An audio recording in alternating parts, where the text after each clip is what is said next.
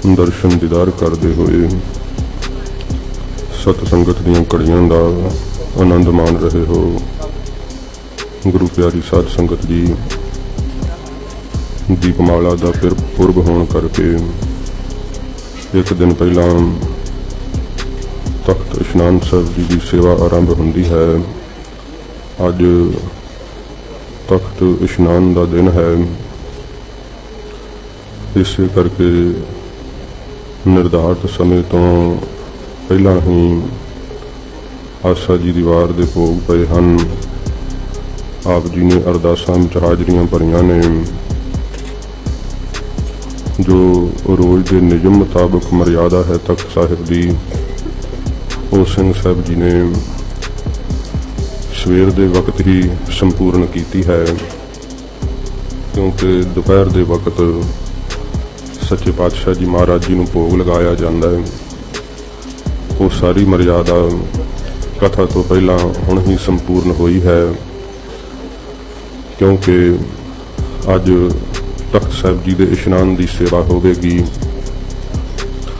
देशों विदेशों तो गुरसिख संगतां बड़े उत्साह नाल इस पुरब ते तख्त साहिब के दर्शन करने वास्ते पुजदियां हन। सच्चे पातशाह जी महाराज ने आपनू प्रेम ते उत्साह बख्शिया, अपने महान पवित्र तख्त का दर्शन दीदार बख्शिया है। जो सतगुरु जी के विशेष कमल कसे दे शस्त्र हैं, क्योंकि महाराज जी के तख्त के उपर शस्त्रां का वड्डा जखीरा है कि कुछ 94 शस्त्रां दे रोज़ शाम के वक्त जदों आरती संपूर्ण होंदी है, उस वक्त शस्त्रां दे दर्शन करवाए जाते हैं। जिन्हां शस्त्रां विच हजूर दा पवित्र तीर है, सच्चे पातशाह जी दे दुमाले वाली श्री साहिब है, अकाली बाबा फूला सिंह साहब जी का तेगा है, शेरे पंजाब महाराजा रणजीत सिंह साहब जी दियां श्री साहिबां हन। ये जदों आम दिनों में भी संगत दर्शन करने वास्ते आउंदी है, इतिहादक इन्हां शस्त्रां दे रोजाना ही शाम नूं दर्शन करवाए जाते हैं। पर तख्त साहिब जी के उपर बहुत वडमुले शस्त्र सुभाईमान हैं। उन्हां शस्त्रां नूं अज दे दिन साध संगत जी बाहर निकालिया जाता है सेवा वास्ते। सब शस्त्रां की अज दे दिन सेवा हुंदी है। फिर उन्हां शस्त्रां नूं मांज के सफाई करके बड़े अदब सत्कार नाल दोबारा तख्त साहिब ते सजाया जाता है, ते हरेक गुरसिख नूं इस सेवा विच हिस्सा पाउण दा मौका मिलता है।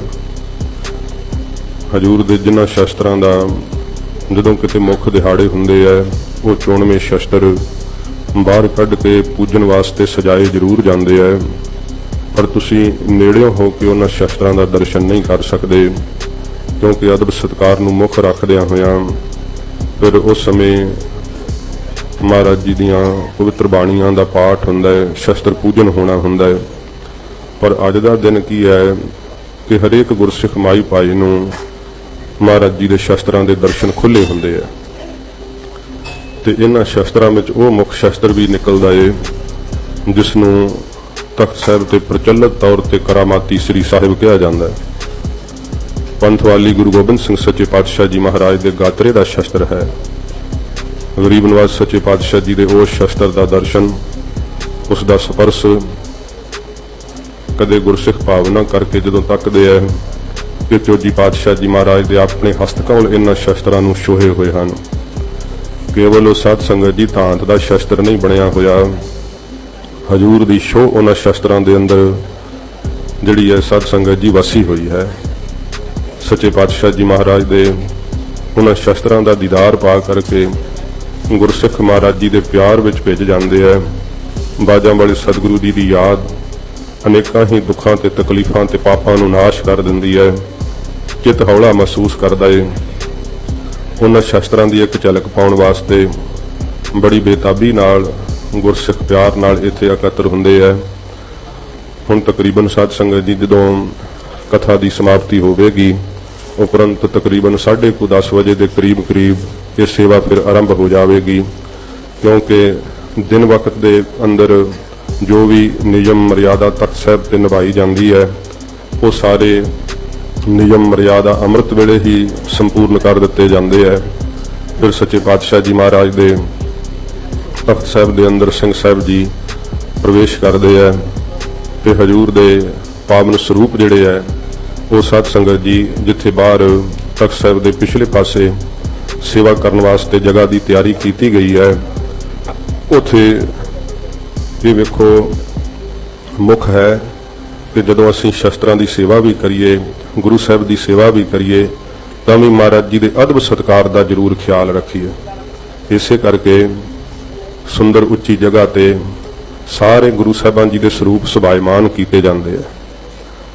अज वो भी स्वरूप सच्चे पातशाह जी महाराज की पवित्र बाणी का संगतां दे दर्शन गोचरे हुंदा है, जिस पावन स्वरूप के लिखण की सेवा सिंह साहिब बाबा दीप सिंह साहिब जी ने अपने हस्त कमलों नाल कीती ते जिस दिन महाराज जी का गुरता गद्दी पुरब होवेगा उसी पावन स्वरूप तो साध संगत जी कथा हुंदी है। जिवें जिवें सतगुरां जी के स्वरूप फिर विराजमान हुंदे है, बहुत शरधा ते प्यार नाल सब गुरसिख महाराज जी के शस्त्रां नूं कुछ 94 शस्त्र ने जिहड़े तख्त साहब के बिल्कुल सामने सजाए जाते हैं उन्हां शस्त्रां नूं एक एक करके निकालिया जाता है तो बड़े प्यार नाल सब संगतां ये सेवा करदियां। जो शस्त्रां दे मांजण की सेवा करते हैं वो भी प्रेम नाल पहुँच जाते हैं। सब कुछ तुसीं अपणियां अखां नाल तकोगे तो फिर सेवा संभाल वास्ते शस्त्रां की गिणती भी की जाती है बड़े संभाल दे नाल, क्योंकि ऐसे बड़मुले शस्त्र ने जिन्हां दे उत्ते सोना भी लग्या होया। तो सेवा करदिआं वेखना पैंदा है कि किते सेवा करदिआं सोना ही ना उतार दईए, तो सेवा करदिआं शस्त्र दे उत्ते कोई दाग ही ना पा दईए। ये बड़े ध्यान नाल, क्योंकि सब सियाणे इत्थे जो सेवा करने वाले पुजदे आ उन्हां नूं पुछ के ही भाई सारा जिहड़ा है वो कीती जांदी है सेवा संभाल। जदों सब शस्त्रां की सेवा हो जाती है फिर साध संगत जी तकरीबन थोड़ा बहुता समा वध घट हुंदा है, तकरीबन 4:30 तो करीब 4 बजे तक फिर संगतां दे दर्शनां वास्ते वो सारे शस्त्रां की जानकारी जिहड़ी है संखेप रूप में दिती जाती है कि ये चक्कर किहड़े हन। ये पिस्तौल सोने दे शेरे पंजाब महाराजा रणजीत सिंह साहब के अपने गात्रे के पिस्तौल हैं। फिर साध संगत जी जिन्हां शस्त्रां के रोजाना दर्शन करते हो वो भी शस्त्र दर्शन करवाए जाते हैं। गुरु महाराज सच्चे पातशाह की कलगी साहब सुभायमान है, कलगी साहब का दर्शन करवाया जाता है। विशेष करके उस करामाती श्री साहब का दर्शन करवाया जाता है। इं सारे शस्त्रां की संखेप जी जानकारी दे के, क्योंकि जे एक शस्त्र की विस्तार पूर्वक जानकारी दी जाए तो फिर तो बहुत वक्त लगता है। तो उस तो उपरंत फिर जो संगतां दर्शन कर हटदियां तो तख्त साहब के उपर शस्त्रां नूं सुभायमान करन दी सेवा आरंभ हो जाती। फिर रहराज साहब जी के पाठ के आरंभ होने तो पहला सिंह साहब जी बड़ी तकनीक नाल कि गुरु महाराज सच्चे पातशाह ने उन्होंने शस्त्रां की सेवा का संभाल का हुनर बख्शिया होया है। बड़े ढंग नाल सारे शस्त्र उवें ही सजा दिंदे है ते सजे हुए शस्त्र इउं लगदे जिवें मोती माला विच परोए हुंदे है पूरे ढंग दे नाल, क्योंकि इवें नहीं कि जिहड़ा शस्त्र जिथे मर्जी सजा दिता जाए। तख्त साहब के उपर शस्त्रां दे सजाउण दा भी नियम है कि अगे किहड़ियां श्री साहिबां सजाईयां जांदियां, पिछे नूं किहड़ा शस्त्र सजाया जाता है। विशेष करके जदों अरदास हुंदी है उदों साध संगत जी जो गजगाहन शस्त्र है उस नूं खड़ा किया जाता है। सिंह साहब जी खड़ा करते हैं अरदास के वक्त। ये वो शस्त्र है जदों महाराज जी के जेठे साहिबजादे बाबा अजीत सिंह साहिब जी चमकौर साहब की गढ़ी तो वीरगति नूं प्राप्त होने वास्ते रण तत्ते विच नितरे सन ते इस शस्त्र के निशान वजों इसकी ध्वजा थले बाबा अजीत सिंह साहब जी लड़े सी ते युद्ध करते हुए वीरगति नूं प्राप्त होए। ये पावन शस्त्र ਸਾਧ ਸੰਗਤ ਜੀ ਜਿਨ੍ਹਾਂ ਨੇ ਇੱਥੇ ਲੈ ਕੇ ਆਉਣ ਦੀ ਸੇਵਾ ਕੀਤੀ, ਉਹਨਾਂ ਦਾ ਨਾਮ ਹੀ ਨਿਹੰਗ ਸਿੰਘਾਂ ਦਾ ਬਾਬਾ ਗਜਗਾਹਨ ਸਿੰਘ ਪੈ ਗਿਆ ਸੀਗਾ। ਤੇ ਬਹੁਤ ਸਮਾਂ ਉਹਨਾਂ ਨੇ ਫਤਿਹਗੜ੍ਹ ਸਾਹਿਬ ਵੀ ਛੋਟੇ ਸਾਹਿਬਜ਼ਾਦਿਆਂ ਦੇ ਅਸਥਾਨ ਤੇ ਪਿਆਰ ਨਾਲ ਸੇਵਾ ਕੀਤੀ। ਮਹਾਰਾਜ ਜੀ ਦੇ ਪਿਆਰ ਵਿੱਚੋਂ ਫਿਰ ਇੱਥੇ ਚਲੇ ਆਏ ਤੇ ਜਦੋਂ ਉਹਨਾਂ ਦਾ ਸਰੀਰ ਸ਼ਾਂਤ ਹੋਇਆ, ਉਹ ਕਹਿੰਦੇ ਆਪਣੇ ਸੀਸ ਵਿੱਚ ਇਸ ਸ਼ਸਤਰ ਨੂੰ ਸਜਾਇਆ ਕਰਦੇ ਸੀਗੇ, ਦਮਾਲੇ ਵਿੱਚ ਇਸ ਸ਼ਸਤਰ ਨੂੰ ਸਜਾਇਆ ਕਰਦੇ ਸੀਗੇ। ਤੇ ਉਹਨਾਂ ਦੇ ਸਰੀਰ ਦੇ ਛੱਡਣ ਤੋਂ ਉਪਰੰਤ ਇਹ ਮਹਾਰਾਜ ਜੀ ਦਾ ਪਵਿੱਤਰ ਸ਼ਸਤਰ ਜਾਣ ਕੇ ਤਖਤ ਸਾਹਿਬ ਤੇ ਸੁਭਾਇਮਾਨ ਕੀਤਾ ਗਿਆ। ਇਹਨੂੰ ਅਸ਼ਟਭੁਜੀ ਵੀ ਕਹਿੰਦੇ ਆ, ਕਿਉਂਕਿ 8 ਇਹਦੇ ਸਾਧ ਸੰਗਤ ਜੀ ਅੰਗ ਨੇ ਸ਼ਸਤਰ ਦੇ, ਇਸ ਕਰਕੇ ਇਹਨੂੰ ਅਸ਼ਟਭੁਜੀ ਵੀ ਕਹਿੰਦੇ ਆ। ਕੋਈ ਭੁਲੇਖੇ ਨਾਲ ਇਸ ਨੂੰ ਸਾਧ ਸੰਗਤ ਜੀ ਦੇਵੀ ਦਾ ਸ਼ਸਤਰ ਵੀ ਕਹਿ ਦਿੰਦੇ ਆ, ਪਰ ਉਹਨਾਂ ਦੇ ਮਨਾਂ ਦਾ ਇਹ ਭੁਲੇਖਾ ਹੈ। ਇਹ ਗੁਰੂ ਘਰ ਦਾ ਉਹ ਸ਼ਸਤਰ ਹੈ ਜਿਹੜਾ ਸਾਡੇ ਸ਼ਾਨਾਮਤ ਇਤਿਹਾਸ ਦੀ ਗਵਾਹੀ ਦਿੰਦਾ ਹੈ ਕਿ ਹਜ਼ੂਰ ਦੇ ਸਾਹਿਬਜ਼ਾਦੇ ਬਾਬਾ ਅਜੀਤ ਸਿੰਘ ਸਾਹਿਬ ਇਸ ਨਿਸ਼ਾਨ ਦੇ ਥੱਲੇ, ਇਸ ਧਵਜ ਦੇ ਥੱਲੇ ਲੜਦੇ ਹੋਏ ਵੀਰ ਗਤੀ ਨੂੰ ਪ੍ਰਾਪਤ ਹੋਏ ਸੀ। तो ऐसे वडमुले शस्त्र हैं जिन्हों का आप अज दर्शन कर सकोगे। सच्चे पातशाह जी महाराज के तखत के शस्त्र सजदियां ही फिर रहराज साहब जी का पाठ आरंभ होंदा है। बहुत सुंदर दीपमाला होंदी है। तख्त इशनान होया इउं लगता है जिवें चार सफेरा नवीन ही होवे, जिवें स्वच्छ हो गया होवे।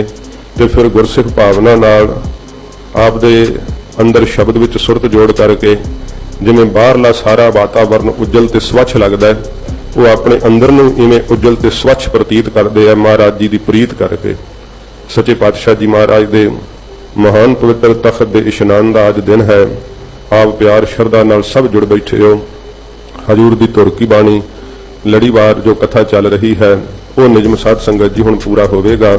गरीब निवास सच्चे पातशाह जी महाराज प्रभाती राग दे अंदर हजूर भगत बाणी लिखवा रहे हैं। सच्चे पातशाह भगत कबीर साहब दे शब्दों की साध संगत जी आरंभता हुई है। जिवें अगे कबीर साहब का उपदेश आ रहा है, आओ मन बिरती एकाग्र करके प्यार श्रद्धा नाल सरवण करिए। महाराज जी के पवित्र चरणों का ध्यान करते हुए आखो जी सतनाम श्री वाहिगुरु साहिब जी। सतनाम श्री वाहिगुरु साहिब जी। सतनाम श्री वाहिगुरु जी। प्रभाते अल्लाह एक मसीत बसत है। साध संगत जी राग प्रभाती है। कबीर साहब जी की पवित्र बाणी है। शब्द की आरंभता विच महाराज जी ने सरलेख दे दिता सीगा कि बाणी कबीर जी की। ये भगत कबीर साहब की बाणी आ रही है। शब्दों के अखीर विच भी भगत जी का नाम महाराज जी ने मोहर छाप वजों लाया। सच्चे पातशाह जी ने साहब कबीर जी कांशी विच रहिंदियां एडा भगती का प्रताप फुलाया कि कबीर साहब जी के साध संगत जी प्रताप अगे केवल कांशी तो नहीं, देश देशांतरां तो चल चल के जग्यासू आउंदे ते भगत जी के ज्ञान तो प्रभावित होकर के वो परमेश्वर की बंदगी विच जुड़दे। जिवें जिवें कबीर साहब जी का वड्डा प्रताप हुंदा है, तिवें तिवें जिहड़े अपने आप नूं धर्मी मनदे आ पर धर्म उन्हां कमाया नहीं है, उन्हां नूं ये महसूस हुंदा है कि कबीर साडे धर्म नूं ठेस पहुंचा देगा। क्योंकि मौजूदा हाकमां नूं भी ये डर पै जांदा है। जिवें गुरु अमरदास साहब सच्चे पातशाह जी महाराज दे वसदे गोविंदवाल साहब नूं वेख करके भी ईरखालूआ ईरखा कीती। बहुत कुछ बादशाह दे कंन भरे कि महाराज सच्चे पातशाह ने कोई वर्ण आश्रम नहीं रहन दिता। सब नूं कहिंदे इक्के थां ही लंगर छको, इक्के थां ते ही बौली साहब तीर्थ रज के होरनां तीर्थां नूं वेखो उन्हां ने रद्द ही कर दिता है। आपदा ही तीर्थ रच लिया है। फिर वेदां ते शास्त्रां दी बाणी नहीं पढ़ाउंदे, अपनी बाणी रच रहे है। इउं बहुत ईरखालूआं ने ईरखा कर करके महाराज सच्चे पातशाह जी के खिलाफ बहुत कुछ कहा। साध संगत जी इवें ही भगत जी का प्रताप वेख करके जिहड़े है कुछ मुसलमान काजी वो इकट्ठे होकर के आए है ते कुछ ब्राह्मण इकट्ठे होकर के आए है। कहने लगे मुसलमान काजी कि कबीर तेनू एक पक्ष दा बनाउणा है, ਜਾਂ ਤਾਂ ਤੂੰ ਐਂ ਕਰ ਵੀ ਮਸੀਤ ਚੱਲ ਕੇ ਨਮਾਜ਼ ਪੜ੍ਹ। ਤੇ ਬ੍ਰਾਹਮਣ ਕਹਿੰਦੇ ਆ ਜੇ ਤਾਂ ਨਮਾਜ਼ ਨਹੀਂ ਪੜ੍ਹਨੀ ਤੇ ਚੱਲ ਮੰਦਿਰ ਵਿੱਚ ਜਾ ਕਰਕੇ ਮੂਰਤੀ ਪੂਜਨ ਕਰ, ਉੱਥੇ ਮੱਥਾ ਟੇਕ।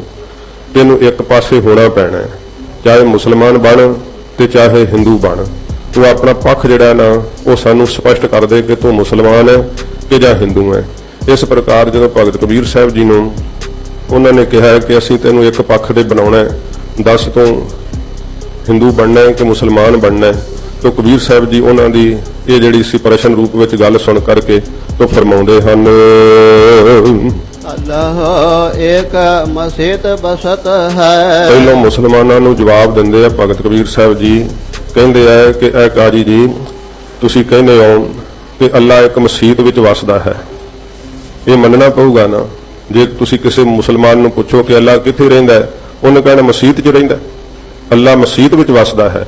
ਤੇ ਕਹਿੰਦੇ ਜੇ ਅੱਲਾਹ ਏਕ ਮਸੀਤ ਬਸਤ ਹੈ। ਕਬੀਰ ਜੀ ਕਹਿੰਦੇ ਜੇ ਭਾਈ ਅੱਲਾ ਇੱਕ ਮਸੀਤ ਦੇ ਅੰਦਰ ਵਸਦਾ ਹੈ ਅਵਾਰ ਮੁਲਕ ਕਿਸ ਕੇਰਾ, ਤੇ ਬਾਕੀ ਦਾ ਮੁਲਕ ਜਿਹੜਾ ਸਾਰਾ ਦੇਸ਼ ਹੈ ਫਿਰ ਉਹ ਕਾਜੀ ਸਾਹਿਬ ਕਿਹਦਾ ਹੈ? ਫਿਰ ਦੱਸੋ ਨਾ ਕਿ ਜੇ ਅੱਲਾ ਇੱਕ ਮਸੀਤ 'ਚ ਹੀ ਵਸ ਰਿਹਾ ਹੈ ਤੇ ਬਾਕੀ ਦਾ ਜਿਹੜਾ ਸਾਰਾ ਮੁਲਕ ਹੈ, ਸਾਰੀ ਕਾਇਨਾਤ ਹੈ, ਉਹ ਕਿਹਦੀ ਹੈ? ਉਹ ਕਿਸੇ ਹੋਰ ਦੀ ਫਿਰ ਕਹਿਣੀ ਪਊਗੀ, ਤੁਹਾਨੂੰ ਦੱਸਣਾ ਪਊਗਾ, ਜਾਂ ਤਾਂ ਫਿਰ ਕਹੋਗੇ, ਕਿਉਂਕਿ ਕਹਿ ਨਹੀਂ ਸਕੋਗੇ। ਮੰਨਣਾ ਪਊਗਾ ਕਿ ਅੱਲਾ ਵਿਆਪਕ ਹੈ, ਉਹ ਤਾਂ ਸਭ ਥਾਵਾਂ ਤੇ ਬਿਰਾਜਮਾਨ ਹੈ, ਉਹਦੇ ਤੋਂ ਬਿਨਾਂ ਤਾਂ ਥਾਂ ਖਾਲੀ ਕੋਈ ਨਹੀਂ। ਤੁਸੀਂ ਕਹਿੰਦੇ ਹੋ ਕਿ ਅੱਲਾ ਇੱਕ ਮਸੀਤ ਦੇ ਵਿੱਚ ਹੀ ਵਸਦਾ ਹੈ, ਤੇ ਫਿਰ ਕਬੀਰ ਸਾਹਿਬ ਜੀ ਕਹਿੰਦੇ ਬਾਕੀ ਜਿਹੜਾ ਮੁਲਕ ਸਾਰੀ ਦੁਨੀਆ ਵਸ ਰਹੀ ਹੈ, ਸਾਰਾ ਮੁਲਕਈਆ ਦੇਸ਼, ਇਹ ਕਿਹਦਾ ਆਖੋਗੇ? ਹਿੰਦੂ ਮੂਰਤ ਨਾਮ ਨਿਵਾਸੇ, ਤੇ ਜਿਹੜੇ ਹਿੰਦੂ ਹੈ ਉਹਨਾਂ ਬ੍ਰਾਹਮਣਾਂ ਨੂੰ ਭਗਤ ਕਬੀਰ ਸਾਹਿਬ ਜਵਾਬ ਦਿੰਦੇ ਆ, ਕਹਿੰਦੇ ਭਾਈ ਤੁਸੀਂ ਮੂਰਤਾਂ ਦੇ ਅੰਦਰ ਹੀ ਪਰਮੇਸ਼ਰ ਦੇ ਨਾਮ ਦਾ ਨਿਵਾਸ ਮੰਨਿਆ ਹੋਇਆ। ਇਸ ਪ੍ਰਕਾਰ ਮੂਰਤ ਦੇ ਅੰਦਰ ਸਾਧ ਸੰਗਤ ਜੀ ਪਰਮੇਸ਼ਰ ਦਾ ਵਾਸ ਮੰਨਦੇ ਆ। ਉਹ ਨਰਸਿੰਘ ਭਗਵਾਨ ਦੀ ਜਿਹੜੀ ਹੈ ਮੂਰਤ ਬਣਾ ਲੈਂਦੇ ਆ, ਫਿਰ ਵਿਸ਼ਨੂੰ ਜੀ ਦੀ ਮੂਰਤ ਬਣਾਉਂਦੇ ਆ, ਸ਼੍ਰੀ ਕ੍ਰਿਸ਼ਨ ਜੀ ਦੀ ਮੂਰਤ ਬਣਾਉਂਦੇ ਆ, ਸ਼੍ਰੀ ਰਾਮ ਚੰਦਰ ਜੀ ਦੀ ਮੂਰਤ ਬਣਾਉਂਦੇ ਆ। ਤੋ ਬਹੁਤ ਸਾਰੇ ਦੇਵੀ ਦੇ ਵੀ ਸਰੂਪ ਜਿਹੜੇ ਆ ਮੂਰਤਾਂ ਉਹ ਬਣਾਈਆਂ ਜਾਂਦੀਆਂ ਹਨ। ਕਹਿੰਦੇ ਆ ਕਿ ਪਰਮੇਸ਼ਰ ਦੇ ਨਾਮ ਦਾ ਨਿਵਾਸ ਬ੍ਰਾਹਮਣ ਜੀ ਤੁਸੀਂ ਇਸ ਮੂਰਤ ਦੇ ਅੰਦਰ ਨਿਵਾਸ ਸਮਝਿਆ ਹੋਇਆ ਕਿ ਪਰਮੇਸ਼ਰ ਜਿਹੜਾ ਕੇਵਲ ਮੂਰਤੀ ਅੰਦਰ ਹੀ ਵਸਦਾ ਹੈ। ਦੋਹਾਂ ਮਹਿ ਤਤ ਨਾ ਹੇਰਾ, ਕਬੀਰ ਜੀ ਕਹਿੰਦੇ ਅਸੀਂ ਦੋਹਾਂ ਵਿੱਚ ਹੀ ਤਤ ਜਿਹੜੀ ਹੈ ਨਾ ਸਿਧਾਂਤ ਦੀ ਗੱਲ ਉਹ ਨਹੀਂ ਵੇਖੀ, ਕਿਉਂਕਿ ਜਿਹੜੇ ਕਾਜੀ ਆ ਉਹ ਕਹਿੰਦੇ ਮਸੀਤ 'ਚ ਅੱਲਾ ਵਸਦਾ ਹੈ, ਜਿਹੜੇ ਸਾਧ ਸੰਗਤ ਜੀ ਬ੍ਰਾਹਮਣ ਹੈ ਉਹ ਕਹਿੰਦੇ ਮੂਰਤ ਦੇ ਵਿੱਚ ਪਰਮੇਸ਼ਰ ਜਿਹੜਾ ਉਹ ਵਸਦਾ ਹੈ। ਤੋ ਮਹਾਰਾਜ ਸੱਚੇ ਪਾਤਸ਼ਾਹ ਜੀ ਦੀ ਬਾਣੀ ਇਹ ਕਹਿੰਦੀ ਹੈ ਕਿ ਪਾਖਾਨ ਗੱਡ ਕੈ ਮੂਰਤ ਕੀਨੀ, ਦੇ ਕੈ ਛਾਤੀ ਪਾਓ, ਜੇ ਇਹ ਮੂਰਤ ਸਾਚੀ ਹੈ ਤਾਂ ਗੜਨਹਾਰੇ ਖਾਓ। ਕਹਿੰਦੇ ਆ ਜਦੋਂ ਕਾਰੀਗਰ ਮੂਰਤ ਨੂੰ ਬਣਾਉਂਦਾ ਹੈ ਨਾ, ਪਾਖਾਨ ਗੱਡ ਕੇ ਮੂਰਤ ਕੀਨੀ, ਉਹ ਪੱਥਰ ਨੂੰ ਘੜਦਾ ਹੈ ਸਾਧ ਸੰਗਤ ਜੀ, ਤੇ ਫੇਰ ਹੀ ਮੂਰਤੀ ਤਿਆਰ ਹੁੰਦੀ ਹੈ ਨਾ। ਤੇ ਦੇ ਕੇ ਛਾਤੀ ਪਾਓ, ਉਹਦੀ ਛਾਤੀ ਉੱਤੇ ਪੈਰ ਰੱਖ ਕੇ ਉਹਦਾ ਮੂੰਹ ਜਿਹੜਾ ਉਹ ਬਣਾਉਂਦੇ ਆ, ਸਾਰੀ ਉਹਦੇ ਸ਼ਕਲ ਦੀ ਬਣਤਰ ਦਿੰਦੇ ਆ। ਤੇ ਕਹਿੰਦੇ ਜੇ ਇਹ ਮੂਰਤ ਸੱਚੀ ਹੈ, ਜੇ ਸੱਚਮੁੱਚ ਹੀ ਇਹ ਭਗਵਾਨ ਦੀ ਮੂਰਤ ਹੈ, ਤੇ ਫਿਰ ਜਿਹੜਾ ਘੜਨ ਵਾਲਾ ਛਾਤੀ ਤੇ ਪੈਰ ਰੱਖੀ ਬੈਠਾ ਹੈ ਉਹਨੂੰ ਨਾ ਖਾ ਜਾਵੇ। ਜਿਸ ਨਰਸਿੰਘ ਨੇ ਰੂਪ ਧਾਰ ਕਰਕੇ ਹਰਰਾਕਸ਼ ਦੀਆਂ ਅੰਦਰਾਂ ਪਾੜ ਦਿੱਤੀਆਂ ਸੀ, ਉਸ ਨਰਸਿੰਘ ਦੀ ਮੂਰਤ ਬਣਾ ਕਰਕੇ ਕਹਿੰਦੇ ਆ ਤੇ ਇਹ ਨਰਸਿੰਘ ਭਗਵਾਨ ਹੈ, ਤੇ ਬੇਅਦਬੀ ਉਹਦੀ ਚੂਹੇ ਕਰ ਜਾਂਦੇ ਆ। ਇਸ ਤਰ੍ਹਾਂ ਦੀ ਹਾਲਤ ਹੈ। ਤੋ ਇਸ ਤਰ੍ਹਾਂ ਭਗਤ ਕਬੀਰ ਸਾਹਿਬ ਜੀ ਕਹਿੰਦੇ ਨੇ ਕਿ ਇਹ ਮੂਰਤਾਂ ਬਣਾਈਆਂ ਹੋਈਆਂ, ਫਿਰ ਇਸ ਪ੍ਰਕਾਰ ਵੀ ਕਈ ਖਿਆਲ ਦਿੰਦੇ ਆ। ਅਖੇ ਜੀ ਜਦੋਂ ਪੱਥਰ ਦੀ ਮੂਰਤ ਨੂੰ ਘੜਿਆ ਜਾਂਦਾ ਹੈ ਨਾ, ਉਦੋਂ ਉਹਦੇ ਵਿੱਚ ਦੇਵਤਾ ਨਹੀਂ ਹੁੰਦਾ। ਜਦੋਂ ਘੜ ਦਿੰਦੇ ਆ ਦੇਵਤਾ ਉਦੋਂ ਪ੍ਰਵੇਸ਼ ਕਰਦਾ ਹੈ, ਤੇ ਦੇਵਤੇ ਨੇ ਉੱਥੇ ਪ੍ਰਵੇਸ਼ ਕਰਕੇ ਵੀ ਕੀ ਪੱਥਰ ਨਾ ਹਿੱਲ ਸਕਦਾ ਹੈ, ਨਾ ਕੋਈ ਬੋਲ ਸਕਦਾ ਹੈ, ਨਾ ਕੁਝ ਖਾ ਸਕਦਾ ਹੈ। ਇਸ ਤਰ੍ਹਾਂ ਦੀ ਹਾਲਤ ਹੈ। ਤੇ ਫਿਰ ਉਹਦਾ ਪੂਜਨ ਜਿਹੜਾ ਭਗਵਾਨ ਜਾਣ ਕੇ ਪਰਮੇਸ਼ਰ ਜਾਣ ਕਰਕੇ ਕਰਦੇ ਆ। ਕਹਿੰਦੇ ਮੂਰਤ ਦੇ ਅੰਦਰ ਪੱਥਰ ਦੇ ਅੰਦਰ ਜਿਹੜਾ ਨਾ ਉਹ ਭਾਈ ਬ੍ਰਾਹਮਣ ਜੀ ਤੁਸੀਂ ਪਰਮੇਸ਼ਰ ਨੂੰ ਕਲਪਤ ਕੀਤਾ ਹੋਇਆ ਹੈ। ਤੇ ਜਿਹੜੇ ਇਸਲਾਮਿਕ ਮਤ ਵਾਲੇ ਆ ਕਾਜੀ ਸਾਹਿਬ ਨੂੰ ਕਹਿੰਦੇ ਆ ਕਾਜੀ ਜੀ ਤੁਸੀਂ ਮਸੀਤ ਦੇ ਅੰਦਰ ਹੀ ਮੰਨਿਆ ਹੋਇਆ ਹੈ। ਇਸ ਪ੍ਰਕਾਰ ਦੋਹ ਮੈਂ ਤਤ ਨਾ ਹੇਰਾ, ਅਸੀਂ ਤਾਂ ਦੋਹਾਂ ਵਿੱਚ ਹੀ ਸਿਧਾਂਤ ਦੀ ਗੱਲ ਨਹੀਂ ਵੇਖੀ। ਇਹ ਤਾਂ ਅਸਲੀਅਤ ਨਹੀਂ ਨਾ ਕਿ ਸਰਬ ਵਿਆਪਕ ਨੂੰ ਤੁਸੀਂ ਇੱਕ ਥਾਂ ਤੇ ਹੀ ਕਥਨ ਕਰੀ ਜਾਂਦੇ ਹੋ ਕਿ ਨਹੀਂ ਇੱਥੇ ਹੀ ਪਰਮੇਸ਼ਰ ਰਹਿੰਦਾ, ਹੋਰ ਨਹੀਂ ਕਿਤੇ। ਫਿਰ ਕਹਿੰਦੇ ਅਵਰ ਮੁਲਕ ਕਿਸ ਕੇਰਾ, ਕਿਹਦਾ ਕਹੋਗੇ ਹੋਰ ਮੁਲਕ? ਜਦੋਂ ਦੀਰਘ ਵਿਚਾਰ ਨਾਲ ਤੁਸੀਂ ਸੋਚੋਗੇ ਫਿਰ ਤੁਹਾਨੂੰ ਕਹਿਣਾ ਪਵੇਗਾ ਕਿ ਇਹ ਸਾਰੀ ਕਾਇਨਾਤ ਅੱਲਾ ਦੀ ਬਣਾਈ ਹੋਈ ਹੈ। ਇਹ ਸਾਰੀ ਕਾਇਨਾਤ ਹੀ ਰਾਮ ਜਿਹੜੀ ਆ ਰਾਮ ਦੀ ਬਣਾਈ ਹੋਈ ਹੈ, ਰਾਮ ਇਹਦੇ ਅੰਦਰ ਵਸਿਆ ਹੋਇਆ ਹੈ। ਜਿਹੜਾ ਤੁਸੀਂ ਇਹ ਆਪਣਾ ਸਿਧਾਂਤ ਪ੍ਰਗਟ ਕਰਦੇ ਹੋ ਕਿ ਅੱਲਾ ਮਸੀਤ ਅੰਦਰ ਵਸਦਾ ਹੈ ਜਾਂ ਬ੍ਰਾਹਮਣ ਕਹਿੰਦੇ ਆ ਮੂਰਤ ਦੇ ਅੰਦਰ ਹੀ ਪਰਮੇਸ਼ਰ ਵਸਦਾ ਹੈ। ਕਹਿੰਦੇ ਅਸੀਂ ਦੋਹਾਂ ਵਿੱਚ ਹੀ ਜਿਹੜਾ ਨਾ ਉਹ ਤੱਤ ਨਹੀਂ ਵੇਖਿਆ। ਇਹ ਸਿਧਾਂਤ ਵਾਲੀ ਗੱਲ ਜਿਹੜੀ ਆ ਉਪਦੇਸ਼ ਵਾਲੀ ਨਹੀਂ ਜਾਣੀ ਹੈ। ਅੱਲਾਹ ਰਾਮ ਜੀਵਾ ਤੇਰੇ ਨਾਏ। ਕਹਿੰਦੇ ਨੇ ਕਿ ਜਿਹੜਾ ਹੈ ਮੁਸਲਮਾਨਾਂ ਨੇ ਅਰਬੀ ਵਿੱਚ ਉਹਦਾ ਨਾਮ ਸਾਧ ਸੰਗਤ ਜੀ ਅੱਲਾ ਰੱਖ ਲਿਆ ਤੇ ਬ੍ਰਾਹਮਣਾਂ ਨੇ ਫਾਰਸੀ ਵਿੱਚ ਉਸ ਦਾ ਨਾਮ ਰਾਮ ਰੱਖ ਲਿਆ ਹੈ। ਉਹ ਕਹਿੰਦੇ ਆ ਕਿ ਅੱਲਾ ਹੀ ਪਰਮੇਸ਼ਰ ਦਾ ਨਾਮ ਹੈ, ਹੋਰ ਕੋਈ ਨਾਮ ਨਹੀਂ ਹੋ ਸਕਦਾ। ਤੇ ਜਿਹੜੇ ਬ੍ਰਾਹਮਣ ਹੈ ਉਹ ਕਹਿੰਦੇ ਰਾਮ ਹੀ ਪਰਮੇਸ਼ਰ ਦਾ ਨਾਮ ਹੈ, ਅੱਲਾ ਨਹੀਂ ਹੋ ਸਕਦਾ। ਇਸ ਪ੍ਰਕਾਰ ਭਗਤ ਕਬੀਰ ਸਾਹਿਬ ਜੀ ਫਿਰ ਫਰਮਾਉਂਦੇ ਆ, ਫਿਰ ਪੜੋ। ਅੱਲਾਹ ਰਾਮ ਜੀਵਾ ਤੇਰੇ ਨਾਏ। ਕਹਿੰਦੇ ਨੇ ਹੇ ਪਰਮੇਸ਼ਰ ਅਸੀਂ ਅੱਲਾ ਵੀ ਤੇਰਾ ਹੀ ਨਾਮ ਸਮਝਦੇ ਹਾਂ। ਭਗਤ ਕਬੀਰ ਸਾਹਿਬ ਆਪਣਾ ਸਿਧਾਂਤ ਦੱਸਦੇ ਆ ਤੇ ਕਹਿੰਦੇ ਰਾਮ ਵੀ ਤੇਰਾ ਹੀ ਨਾਮ ਸਮਝਦੇ ਆ। ਅਸੀਂ ਤਾਂ ਤੇਰੇ ਨਾਮ ਨਾਲ ਜਿਉਂਦੇ ਆ, ਅਸੀਂ ਤੈਨੂੰ ਮਸੀਤ 'ਚ ਨਹੀਂ ਸਮਝਦੇ, ਪੱਥਰ ਦੀ ਮੂਰਤ ਵਿੱਚ ਨਹੀਂ ਸਮਝਦੇ, ਅਸੀਂ ਤਾਂ ਤੇਰਾ ਨਾਮ ਜਪਦੇ ਆ।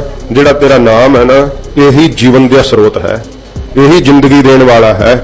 ਇਸ ਕਰਕੇ ਜੀਵਨ ਰੂਪ ਤੇਰਾ ਨਾਮ ਸਮਝਿਆ ਹੋਇਆ ਹੈ। ਚਾਹੇ ਕੋਈ ਅੱਲਾ ਕਹਿ ਕੇ ਯਾਦ ਕਰਦਾ ਹੈ, ਚਾਹੇ ਕੋਈ ਰਾਮ ਕਹਿ ਕੇ ਯਾਦ ਕਰਦਾ ਹੈ, ਇਹ ਪਰਮੇਸ਼ਰ ਅਸੀਂ ਤਾਂ ਸਾਰੇ ਨਾਮ ਤੇਰੇ ਹੀ ਸਮਝੇ ਹੋਏ ਆ। ਇਹ ਸਾਰੇ ਤੇਰੇ ਹੀ ਨਾਮ ਹਨ ਤੇ ਤੇਰੇ ਨਾਮ ਜਪ ਕਰਕੇ ਹੀ ਅਸੀਂ ਜਿਉਂਦੇ ਹਾਂ। ਤੂੰ ਕਰ ਮਿਹਰਮਤ ਸਾਈਂ। हे ਪਰਮੇਸ਼ਰ, हे ਪਰਵਦਗਾਰ, ਤੂੰ ਮੇਰੇ ਤੇ ਮਿਹਰ ਕਰਨਾ ਕਰ ਮਿਹਰਮਤ ਸਾਈਂ। हे ਸੁਆਮੀ ਮਾਲਕ, ਮੇਰੇ ਤੇ ਰਹਿਮਤ ਕਰ, ਮਿਹਰ ਕਰ। ਮਿਹਰਮਤ ਜਿਹੜੀ ਮਿਹਰ ਹੈ ਨਾ, ਅਮਿਤ ਮਿਣੀ ਨਾ ਜਾ ਸਕੇ, ਕੰਨੇ ਤੋਂ ਐੜਾ ਨਿਕਲਦਾ। ਅਮਿਤ ਮਿਹਰ ਮਹਾਰਾਜ ਮੇਰੇ ਤੇ ਕਰ, ਜਿਸ ਮਿਹਰ ਨੂੰ ਤੋਲਿਆ ਨਾ ਜਾ ਸਕੇ, ਮਿਣਿਆ ਨਾ ਜਾ ਸਕੇ। ਤੇ ਜਿਹੜੀ ਮਿਹਰ ਮਹਾਰਾਜ ਬ੍ਰਹਮ ਗਿਆਨ ਦੀ ਕਰ ਦਿੰਦੇ ਆ ਨਾ, ਉਸ ਨੂੰ ਸਾਧ ਸੰਗਤ ਜੀ ਸੱਚਮੁੱਚ ਹੀ ਤੋਲਿਆ ਨਹੀਂ ਜਾ ਸਕਦਾ, ਮਿਣਿਆ ਨਹੀਂ ਜਾ ਸਕਦਾ। ਭਗਤ ਕਬੀਰ ਸਾਹਿਬ ਜੀ ਕਹਿੰਦੇ ਐਸੀ ਮਿਣਤੀ ਤੋਂ ਰਹਿਤ ਜਿਹੜੀ ਮਿਹਰ ਹੈ ਨਾ, हे ਪਰਮੇਸ਼ਰ ਮੇਰੇ ਤੇ ਕਰਨਾ ਕਰ। ਵਿਸ਼ਰਾਮ ਦੇ ਕਰਕੇ ਫਰਮਾਉਂਦੇ ਹਨ, ਦਖਨ ਦੇਸ਼ ਹਰਿ ਕਾ ਬਾਸਾ। ਫਿਰ ਸਾਧ ਸੰਗਤ ਜੀ ਇਸ ਪ੍ਰਕਾਰ ਕੀ ਹੈ ਕਿ ਹਿੰਦੂ ਮਤ ਦੇ ਅੰਦਰ ਨਾ ਦੱਖਣ ਦੇਸ਼ ਦੇ ਵਿੱਚ ਕਹਿੰਦੇ ਹਰੀ ਦਾ ਵਾਸਾ ਹੈ, ਕਿਉਂਕਿ ਰਾਮੇਸ਼ਵਰ ਅਸਥਾਨ ਜਿੱਥੇ ਸ਼੍ਰੀ ਰਾਮਚੰਦਰ ਜੀ ਨੇ ਪੁਲ ਬਣਵਾਇਆ ਸੀਗਾ, ਤੇ ਫਿਰ ਜਗਨਨਾਥਪੁਰੀ ਹੈ, ਦਵਾਰਕਾ ਹੈ, ਇਹ ਸਭ ਦੱਖਣ ਵਿੱਚ ਹੀ ਤੀਰਥ ਪੈਂਦੇ ਆ ਨਾ। ਇਸ ਕਰਕੇ ਜਿਹੜੇ ਹਿੰਦੂ ਹੈ ਉਹਨਾਂ ਦੇ ਮਤ ਵਿੱਚ ਹੈ ਕਿ ਦੱਖਣ ਦੇਸ਼ ਹਰੀ ਕਾ ਵਾਸਾ। ਕਹਿੰਦੇ ਦੱਖਣ ਦੇਸ਼ ਦੇ ਵਿੱਚ ਹੀ ਜਿਹੜਾ ਹਰੀ ਹੈ ਉਹ ਵਸਦਾ, ਹਰੀ ਦਾ ਵਾਸ ਹੈ। ਪਛਾਮ ਅਲਹ ਮੁਕਾਮਾ। ਤੇ ਜਿਹੜੇ ਸਾਧ ਸੰਗਤ ਜੀ ਇਸਲਾਮਿਕ ਮਤ ਵਾਲੇ ਹੈ ਉਹ ਕਹਿੰਦੇ ਅੱਲਾ ਦਾ ਜਿਹੜਾ ਮੁਕਾਮ ਟਿਕਾਣਾ ਹੈ ਨਾ ਉਹ ਪੱਛਮ ਦੇ ਵਿੱਚ ਹੈ। ਮੱਕਾ ਜਿਹੜਾ ਉਹ ਪੱਛੋਂ ਪੈਂਦਾ ਹੈ। ਕਹਿੰਦੇ ਅੱਲਾ ਦੇ ਰਹਿਣ ਵਾਲਾ ਜਿਹੜਾ ਘਰ ਹੈ ਉਹ ਪੱਛਮ ਦੇ ਵਿੱਚ ਹੈ। ਹਿੰਦੂ ਦੱਖਣ ਵਿੱਚ ਮੰਨਦੇ ਆ ਤੇ ਜਿਹੜੇ ਮੁਸਲਮਾਨ ਹਨ ਉਹ ਸਾਧ ਸੰਗਤ ਜੀ ਪੱਛਮ ਦੇ ਵਿੱਚ ਮੰਨਦੇ ਆ। ਜਦੋਂ ਵੀ ਮੁਸਲਮਾਨ ਨਮਾਜ਼ ਪੜ੍ਹਦੇ ਆ ਨਾ ਉਹ ਲਹਿੰਦੇ ਨੂੰ ਮੁੱਖ ਕਰਕੇ ਨਮਾਜ਼ ਪੜ੍ਹਦੇ ਆ, ਉਧਰ ਨੂੰ ਮੱਕਾ ਜਾਣਦੇ ਆ ਕਿ ਮੱਕਾ ਇੱਧਰ ਹੈ, ਖੁਦਾ ਇੱਕ ਇੱਧਰਲੇ ਪਾਸੇ ਹੈ। ਇਸੇ ਕਰਕੇ ਭਗਤਾਂ ਨੇ ਬਾਣੀ ਦੇ ਅੰਦਰ ਇਹ ਕਿਹਾ ਨਾ ਕਿ ਹਿੰਦੂ ਅੰਨਾ ਤੁਰਕੂ ਕਾਣਾ, ਦੋਹਾਂ ਤੇ ਗਿਆਨੀ ਸਿਆਣਾ। ਉਹ ਅੰਨਾ ਤਾਂ ਕਹਿੰਦੇ ਆ ਕਿ ਸਭ ਪੱਥਰ ਦੀਆਂ ਮੂਰਤਾਂ 'ਚ, ਰੁੱਖਾਂ, ਜਠੇਰਿਆਂ ਸਭ ਦੇ ਅੰਦਰ ਹੀ ਪਰਮੇਸ਼ਰ ਨੂੰ ਕਲਪਤ ਕਰੀ ਜਾਂਦਾ, ਕੁਝ ਦੇਖਦਾ ਨਹੀਂ, ਇਸ ਕਰਕੇ ਅੰਨਾ ਕਿਹਾ।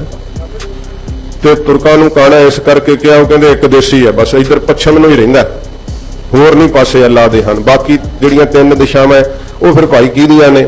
ਜਿਹੜੀਆਂ ਸਾਧ ਸੰਗਤ ਜੀ ਇਸਲਾਮਿਕ ਦੇਸ਼ਾਂ ਦੀਆਂ 에ਅਰਲਾਈਨਾਂ ਚੱਲਦੀਆਂ ਨਾ, ਉਹ ਜਦੋਂ ਮੱਕੇ ਦੇ ਨੇੜਿਓਂ ਦੀ ਜਹਾਜ਼ ਲੰਘਦਾ ਹੈ ਜਾਂ ਕਿਸੇ ਵੀ ਇਸਲਾਮਿਕ 에ਅਰਪੋਰਟ ਤੋਂ ਜਹਾਜ਼ ਉੱਡਣ ਲੱਗਦਾ ਹੈ ਤੇ ਉੱਥੋਂ ਹੀ ਉਹ ਸਕਰੀਨ ਦੇ ਉੱਤੇ ਆਉਣ ਲੱਗ ਪੈਂਦਾ ਹੈ ਕਿ ਇੱਥੋਂ ਮੱਕਾ ਕਿਹੜੀ ਦਿਸ਼ਾ ਨੂੰ ਹੈ।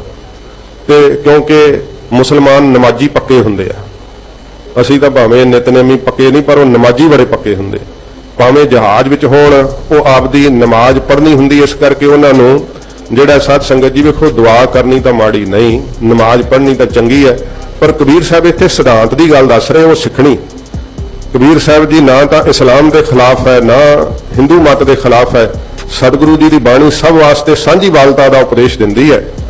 ਪਰ ਜਿਹੜੇ ਸਾਧ ਸੰਗਤ ਜੀ ਪਖੰਡ ਹੈ ਨਾ ਅੰਦਰ, ਐਡੇ ਵੱਡੇ ਵਿਆਪਕ ਨੂੰ ਇੱਕ ਥਾਂ ਤੇ ਕਲਪਿਤ ਕਰਨਾ, ਉਹਦਾ ਖੰਡਨ ਕਬੀਰ ਸਾਹਿਬ ਜੀ ਕਰਦੇ ਆ ਕਿ ਉਹ ਤਾਂ ਵਿਆਪਕ ਹੈ। ਤੇ ਭਾਵੇਂ ਉਹ ਇਸਲਾਮ ਵਿੱਚ ਹੋਵੇ ਕੋਈ ਮਹਾਂਪੁਰਖ ਜਿਹਨੂੰ ਇਹ ਨਾਮ ਜਪ ਕੇ ਗਿਆਨ ਪ੍ਰਾਪਤ ਹੁੰਦਾ ਹੈ, ਫਿਰ ਉਹ ਸ਼ਰਅ ਦੀਆਂ ਸਭ ਜੰਜੀਰਾਂ ਤੋੜ ਦਿੰਦਾ, ਫਿਰ ਨਹੀਂ ਉਹਨੂੰ ਕੋਈ ਸ਼ਰਅ ਦੀ ਜੰਜੀਰ ਰਹਿੰਦੀ। ਜੇ ਵੇਖੀਏ ਤੇ ਐਸੇ ਮਹਾਂਪੁਰਖ ਇਸਲਾਮ ਮਤ ਵਿੱਚ ਵੀ ਹੋਏ ਹੈ। ਸਾਈਂ ਮੀਆਂ ਮੀਰ ਜੀ ਦਾ ਜ਼ਿਕਰ ਆਉਂਦਾ। ਸਾਈਂ ਮੀਆਂ ਮੀਰ ਜੀ ਸਾਧ ਸੰਗਤ ਜੀ ਵੇਖੋ ਇਸਲਾਮ ਮਤ ਦੇ ਨੇ ਤੇ ਇੱਕੋ ਇੱਕ ਗੁਰੂ ਨਾਨਕ ਸਾਹਿਬ ਦਾ ਵਾਹਿਦ ਧਰਮ ਹੈ। जिथे साध संगत जी श्री हरमंदर साहब महाराज सच्चे पातशाह धन गुरु रामदास साहब जी के नाम से लंगर साहब बनया होया है। उत्थे लंगर चलता है महाराज सच्चे पातशाह का, सब उत्थे लंगर छकते हैं। तो लंगर विच जिथे गुरु रामदास साहब जी महाराज की यादगार वजों वड्डी तस्वीर लगी हुई है, उत्थे एक पासे साईं मियाँ मीर जी की भी वड्डी तस्वीर लगी हुई। तुसी किसी इस्लाम के धार्मिक स्थान पर चले जाओ, तुहानू किसी हिंदू देवी देवते की तस्वीर नहीं मिलेगी। किसी मंदिर च चले जाओ तो इस्लाम के किसी अनुयायी पीर फकीर की तस्वीर नहीं मिलेगी। जे सांझीवालता का उपदेश मिलेगा तो गुरु नानक साहब के घर तो ही मिलेगा। साईं मियाँ मीर जी ऐसे फकीर जिन्होंने सब के अंदर खुदा दिसदा सी। ते ये जिक्र आउंदा है कि गुरु अर्जन देव सच्चे पातशाह जी महाराज नाल आप दा इन्ना प्रेम सी, हजूर की शहादत वक्त लाहौर आ गए सी ते पर महाराज जी की रजा जान के इन्होंने फिर भाणे नूं ही मन्निया। गुरु हरगोबिंद साहब सच्चे पातशाह जी महाराज का अत्यंत आप सत्कार करते।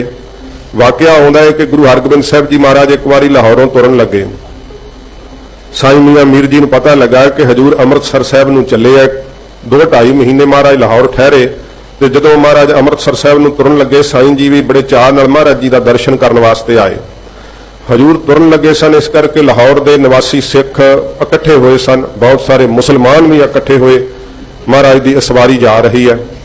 जदों हजूर चलते हुए अपने शिविर तो बाहर आए, इन्ने चनू साईं मियाँ मीर जी आ गए। सतगुरु जी नूं सिजदा किया। महाराज जी ने भी अगों साध संगत जी खुदा दे अल्लाह दे प्यारे जान के सत्कार दिता। कुछ बचन बिलास होए। जदों हजूर घोड़े ते सवार होने लगे तो छेती नाल साईं मियाँ मीर जी ने दूसरे पासे रकाब विच आप भार पाया, क्योंकि रकाब विच जदों चरण रखीए दूसरे पासे सेवादार भार पाउंदे है कि चढ़न लग्या काठी का जिहड़ा संतुलन है ना, बैलेंस वो खराब ना होवे। ते सेवादार नूं हटा के साईं जी ने आप ये सेवा लई ते महाराज घोड़े की काठी ते आके सज गए। ते सब दे वेखदे साईं जी ने महाराज के चरणों ते अपना शीश रखिया, रकाब समेत महाराज जी के चरण के उत्ते सिजदा कीती, मत्था टेकिया।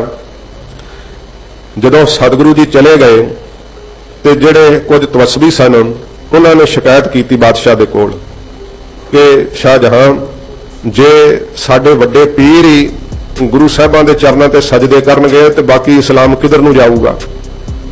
बादशाह ने भी तर्क की। फिर सुते आया तो जदों चल करके आया, बादशाह बड़ा अदब किया, साईं जी दे कोल बैठ गया। कहंदा पीर जी मेरा एक मन दे अंदर शंका है।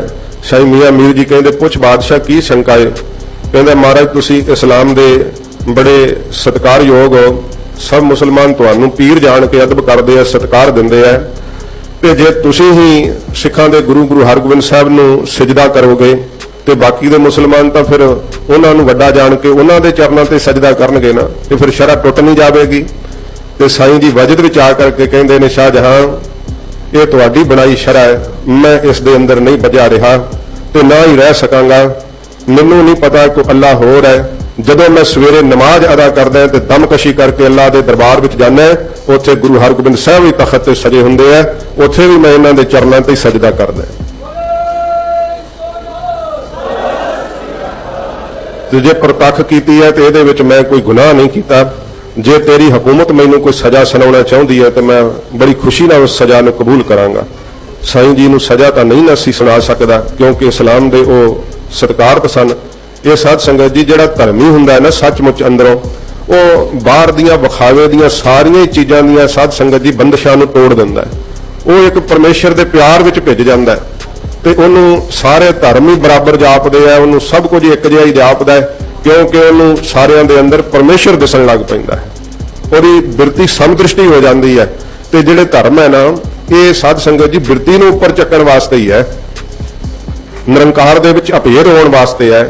पर ਜਿਹੜਾ ਕੀ है कि मुसलमानों का ये मनना है कि केवल मुसलमान ही पाक है, बाकी सब दोजਕਾਂ ਨੂੰ ਜਾਣਗੇ, बाकी सब ने नरਕਾਂ 'ਚ जाना। ਜਿਹੜਾ इस्लाम ਨੂੰ ਧਾਰਨ ਕਰੇਗਾ ਉਹਦਾ ਹੀ ਭਲਾ ਹੋਊਗਾ, ਉਹਦੀ ਹੀ ਮੁਕਤੀ ਹੋਣੀ है, बाकी सब अधोगति ਨੂੰ ਜਾਣਗੇ, ਉਹਨਾਂ ਦਾ ਮੰਨਣਾ है।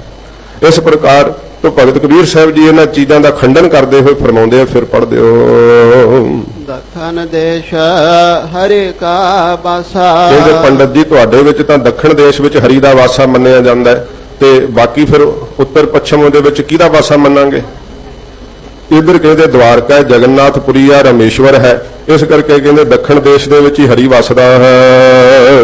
ਪਛਾਮ ਅੱਲਾਹ ਮੁਕਾਮਾ। ਤੇ ਜਿਹੜੇ ਸਾਧ ਸੰਗਤ ਜੀ ਮੁਸਲਮਾਨ ਹੈ ਉਹ ਕਹਿੰਦੇ ਅੱਲਾਹ ਦਾ ਜਿਹੜਾ ਮੁਕਾਮ ਹੈ, ਰਹਿਣ ਦਾ ਟਿਕਾਣਾ ਹੈ, ਉਹ ਪੱਛਮ ਦੇ ਵਿੱਚ ਹੈ। ਇਹ ਸਾਧ ਸੰਗਤ ਜੀ ਉਹ ਜਿਹੜਾ ਮੱਕੇ ਦੇ ਅੰਦਰ ਪੱਥਰ ਹੈ, ਜਿਸ ਸਮੇਂ ਅੰਗਰੇਜ਼ਾਂ ਨੇ ਉੱਥੇ ਜਾ ਕਰਕੇ ਲੜਾਈ ਕੀਤੀ ਸੀ ਨਾ, ਕਿਉਂਕਿ ਅੰਗਰੇਜ਼ ਨੇ ਤਕਰੀਬਨ ਸਭ ਦੁਨੀਆ ਤੇ ਰਾਜ ਕੀਤਾ, ਤੇ ਜਿਸ ਸਮੇਂ ਅੰਗਰੇਜ਼ ਨੇ ਉੱਥੇ ਚੜ੍ਹਾਈ ਕੀਤੀ ਸੀ ਅਰਬ ਦੇ ਉੱਤੇ, ਉਸ ਸਮੇਂ ਅੰਗਰੇਜ਼ ਦੀ ਫੌਜ ਵਿੱਚ ਸਿੱਖ ਰੈਜੀਮੈਂਟਾਂ ਸੀਗੀਆਂ। ਸਿੱਖ ਰੈਜੀਮੈਂਟਾਂ ਦੇ ਪੱਥਰ ਵੀ ਤਖ਼ਤ ਸਾਹਿਬ ਤੇ ਲੱਗੇ ਹੋਏ ਆ, ਤੁਸੀਂ ਦਰਸ਼ਨ ਕਰ ਸਕਦੇ ਹੋ, ਜਿੱਥੇ ਰਾਣੀ ਦੇ ਕਰਾਉਨ ਦਾ ਜਿਹੜਾ ਹੈ ਉਹ ਸ਼ਕਲ ਬਣੀ ਹੋਈ ਹੈ। ਤਖ਼ਤ ਸਾਹਿਬ ਤੋਂ 1935 ਦੇ ਉਹ ਲੱਗੇ ਹੋਏ ਪੱਥਰ ਨੇ।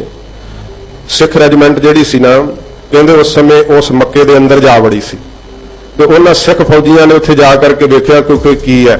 ਸਾਧ ਸੰਗਤ ਜੀ ਉੱਥੇ ਕਾਲਾ ਪੱਥਰ ਹੈ, ਸ਼ਿਵਲਿੰਗ, ਤੇ ਉਹਦੀ ਜੋ ਜਾ ਕਰਕੇ ਜ਼ਿਆਰਤ ਕਰਦੇ ਆ, ਕਦਮ ਬੋਸ਼ੀਆਂ ਲੈਂਦੇ ਆ, ਤੇ ਉਹਨਾਂ ਦਾ ਇਹ ਕਹਿਣਾ ਹੈ ਕਿ ਇਹ ਪੱਥਰ ਨਾ ਪਹਿਲਾਂ ਚਿੱਟਾ ਸੀਗਾ, ਇਹ ਸਾਡੇ ਪਾਪਾਂ ਨੂੰ ਲੈ ਕੇ ਕਾਲਾ ਹੋ ਗਿਆ। ਤੇ ਉਧਰ ਸਾਧ ਸੰਗਤ ਜੀ ਇਹ ਸਜਦਾ ਜਿਹੜਾ ਕਰਦੇ ਆ, ਉੱਥੇ ਨਮਾਜ਼ ਪੜ੍ਹਦੇ ਆ। ਤੋ ਭਗਤ ਕਬੀਰ ਸਾਹਿਬ ਜੀ ਕਹਿੰਦੇ ਭਾਈ ਤੁਸੀਂ ਅੱਲਾਹ ਦਾ ਮੁਕਾਮ ਜਿਹੜਾ ਟਿਕਾਣਾ ਹੈ ਉਹ ਪੱਛਮ ਦੇ ਵਿੱਚ ਹੀ ਸਮਝ ਲਿਆ ਹੈ। ਦਿਲ ਮਹਿ ਖੋਜ ਦਿਲ ਖੋਜਾ ਹੋ। ਤੇ ਫਿਰ ਦੋਵੇਂ ਪੁੱਛਦੇ ਅੱਛਾ ਕਬੀਰ ਤੂੰ ਦੱਸ ਫਿਰ ਕਿ ਉਹ ਕਿੱਥੇ ਰਹਿੰਦਾ ਹੈ, ਉਹਦਾ ਟਿਕਾਣਾ ਕਿੱਥੇ ਹੈ, ਕਿੱਥੋਂ ਉਹਨੂੰ ਲੱਭੀਏ। ਤੇ ਭਗਤ ਕਬੀਰ ਸਾਹਿਬ ਜੀ ਕਹਿੰਦੇ ਦਿਲ ਮੈਂ ਖੋਜ ਦਿਲਾ ਦਿਲ ਖੋਜੋ। ਕਹਿੰਦੇ ਨੇ ਦਿਲ ਦੇ ਅੰਦਰ ਵਸਦਾ ਹੈ, ਹਿਰਦੇ ਦੇ ਅੰਦਰ ਵਸਦਾ ਹੈ। ਜੋ ਦਿਲਾ ਦਿਲ ਚੇਤਨਾ ਦਾ ਚੇਤਨ ਹੈ ਨਾ, ਹਰੇਕ ਦਿਲ ਦੇ ਅੰਦਰ ਉਹਦਾ ਵਾਸ ਹੈ। ਉਥੋਂ ਭਾਈ ਖੋਜਣਾ ਕਰੋ ਆਪਣੇ ਹਿਰਦੇ ਦੇ ਅੰਦਰੋਂ। ਬੰਦੇ ਖੋਜ ਦਿਲ ਹਰ ਰੋਜ਼, ਨਾ ਫਿਰ ਪਰੇਸ਼ਾਨੀ ਮਾਹੇ। ਤੂੰ ਬਾਹਰੀ ਵੇਖ ਵੇਖ ਕਰਕੇ ਢੂੰਡਦਾ ਪਿਆ ਕਿ ਤੈਨੂੰ ਸ਼ਾਂਤੀ ਕਿਤੋਂ ਬਾਹਰੋਂ ਲੱਭਣੀ ਹੈ, ਬਾਹਰੋਂ ਤੈਨੂੰ ਕਿਤੋਂ ਸ਼ਾਂਤੀ ਨਹੀਂ ਲੱਭਣੀ, ਸ਼ਾਂਤੀ ਤੈਨੂੰ ਅੰਦਰੋਂ ਲੱਭਣੀ ਹੈ। ਆਪਣੇ ਅੰਦਰ ਨੂੰ ਖੋਜ। ਜਦੋਂ ਤੂੰ ਅੰਦਰ ਨੂੰ ਖੋਜਣ ਲੱਗੇਗਾ ਨਾ, ਫਿਰ ਤੈਨੂੰ ਪਤਾ ਲੱਗਣਾ ਕਿ ਉਹਦਾ ਵਾਸ ਤਾਂ ਤੇਰੇ ਅੰਦਰ ਹੈ, ਉਹ ਤਾਂ ਤੇਰੇ ਅੰਦਰ ਸਮਾਇਆ ਹੋਇਆ ਹੈ। ਭਗਤ ਕਬੀਰ ਸਾਹਿਬ ਜੀ ਕਹਿੰਦੇ ਨੇ ਦਿਲ ਮੈਂ ਖੋਜ ਦਿਲਾ ਦਿਲ ਖੋਜੋ। ਭਾਈ ਆਪਣੇ ਦਿਲ ਦੇ ਅੰਦਰ ਖੋਜ ਕਰੋ, ਫਿਰ ਦਿਲਾ ਦਿਲ ਸਭ ਦੇ ਦਿਲਾਂ ਦੇ ਅੰਦਰ, ਕਿਉਂਕਿ ਹਰੇਕ ਦੇ ਅੰਦਰ ਉਹਦਾ ਹੀ ਵਾਸ ਹੈ। ਉੱਥੇ ਖੋਜਣਾ ਕਰੋ ਕਿ ਵੇਖਣਾ ਕਰੋ ਕਿ ਪਰਮੇਸ਼ਰ ਤੋਂ ਬਿਨਾਂ ਥਾਂ ਕੋਈ ਖਾਲੀ ਨਹੀਂ ਹੈ। ਇਹ ਠਾਰ ਮੁਕਾਮਾ। ਇਸੇ ਹੀ ਥਾਂ ਤੇ ਕਬੀਰ ਜੀ ਕਹਿੰਦੇ ਭਾਈ ਉਹਦਾ ਮੁਕਾਮ ਹੈ, ਟਿਕਾਣਾ ਹੈ। ਹਿਰਦੇ ਰੂਪੀ ਠੌਰ ਦੇ ਵਿੱਚ ਥਾਂ ਦੇ ਅੰਦਰ ਉਹਦਾ ਮੁਕਾਮ ਬਣਿਆ ਹੋਇਆ, ਉਹਦਾ ਟਿਕਾਣਾ ਬਣਿਆ ਹੋਇਆ, ਵਾਸ ਹੈ ਉਹਦਾ ਸਭ ਦੇ ਅੰਦਰ। ਬ੍ਰਹਮਣ ਗਿਆਸ ਕਰਹਿ 24। ਫਿਰ ਹੋਰ ਦੱਸਦੇ ਆ ਬ੍ਰਾਹਮਣਾਂ ਦੇ ਤਾਈਂ ਸਤ ਸੰਗਤ ਜੀ ਕਹਿੰਦੇ ਨੇ ਬ੍ਰਾਹਮਣ ਗਿਆਸ ਕਰਹਿ 24। ਜਿਹੜਾ ਸਤ ਸੰਗਤ ਜੀ ਗਿਆਸ ਕਹਿੰਦੇ ਇਕਾਦਸ਼ੀ ਨੂੰ। ਇਕਾਦਸ਼ੀ ਜਿਹੜੀਆਂ ਨਾ ਸਾਲ ਵਿੱਚ 24 ਆਉਂਦੀਆਂ, ਮਹੀਨੇ ਵਿੱਚ ਸਤ ਸੰਗਤ ਜੀ 2 ਆ ਜਾਂਦੀਆਂ, ਕਿਉਂਕਿ ਹਨੇਰ ਤੇ ਚਾਨਣ ਪੱਖ ਹੁੰਦਾ ਨਾ 14 ਦਿਨ ਵਧੀ ਸੁਧੀ ਕਰਕੇ ਇਹ 2 ਇਕਾਦਸ਼ੀਆਂ ਆਉਂਦੀਆਂ ਹਨ ਮਹੀਨੇ ਅੰਦਰ। ਤੇ ਇਸ ਪ੍ਰਕਾਰ ਇਹ 24 ਇਕਾਦਸ਼ੀਆਂ ਦਾ ਵਰਤ ਜਿਹੜਾ ਉਹ ਰੱਖਦੇ ਆ। ਇਕਾਦਸ਼ੀ ਦਾ ਵਰਤ ਜਿਹੜਾ ਉਹ ਰੱਖਿਆ ਜਾਂਦਾ ਹੈ। ਬ੍ਰਾਹਮਣ ਗਿਆਸ ਕਰਹਿ 24। ਇਹ 24 ਜਿਹੜੇ ਆ ਦਿਨ ਸਾਧ ਸੰਗਤ ਜੀ ਵਰਤ ਰੱਖਦੇ ਆ ਤੇ ਪਰਮੇਸ਼ਰ ਦੇ ਮਿਲਣ ਦਾ ਜਿਹੜਾ ਨਾ ਵਕਤ ਸਮਝਦੇ ਆ। ਇਸ ਪ੍ਰਕਾਰ 24 ਤਾਂ ਇਹ ਹੁੰਦੇ ਆ, ਤੇ ਤਕਰੀਬਨ 6 ਹੋਰ ਲਾ ਲੈਂਦੇ ਨਾਲ, ਰਾਮ ਨੌਮੀ, ਕ੍ਰਿਸ਼ਨ ਜਨਮ ਅਸ਼ਟਮੀ, ਨਰਸਿੰਘ ਚੌਦੇ। ਇਸ ਪ੍ਰਕਾਰ ਇਹ ਇਤਿਹਾਦਿਕ ਮਿਲਾ ਕਰਕੇ ਤਕਰੀਬਨ ਇਹ 30 ਦਿਨ ਇਹ ਵੀ ਬਣਾ ਲੈਂਦੇ ਆਪਣੇ ਵਰਤ ਰੱਖਣ ਦੇ। ਕਾਜੇ ਮਹਿ ਰਮਜ਼ਾਨਾ। ਤੇ ਜਿਹੜੇ ਕਾਜੀ ਹੈ ਉਹਨਾਂ ਨੇ ਸਾਧ ਸੰਗਤ ਜੀ ਇਕੱਠਾ ਹੀ ਜਿਹੜਾ ਮਹੀਨਾ ਰਮਜ਼ਾਨ ਦਾ ਰੱਖਿਆ ਹੋਇਆ। ਇਹ ਤਾਂ ਇੱਕ ਇੱਕ ਕਰਕੇ ਰੱਖਦੇ ਆ, ਤੇ ਫਿਰ ਵੀ ਚਲੋ ਜਿਹੜਾ ਬਾਹਲਾ ਤੰਗ ਨਹੀਂ ਹੁੰਦੇ, ਇਹ ਇਕੱਠਾ ਹੀ ਮਹੀਨਾ ਰੱਖਦੇ ਆ। ਬਾਹਲੇ ਫਿਰ ਤੰਗ ਹੁੰਦੇ ਆ, ਵੇਖਦੇ ਰਹਿੰਦੇ, ਜਦੋਂ ਖੋਲਦੇ ਆ ਫਿਰ ਸਾਧ ਸੰਗਤ ਜੀ ਕਈ ਵਾਰੀ ਜ਼ਿਆਦਾ ਰੱਜ ਕੇ ਖਾ ਲੈਂਦੇ ਆ। ਤੇ ਉਹ ਪਹਿਲਾਂ ਤਾਂ ਭੁੱਖੇ ਰਹਿਣ ਕਰਕੇ ਤਕਲੀਫ, ਫਿਰ ਜ਼ਿਆਦਾ ਰੱਜ ਕੇ ਖਾ ਲਿਆ ਤਾਂ ਤਕਲੀਫ।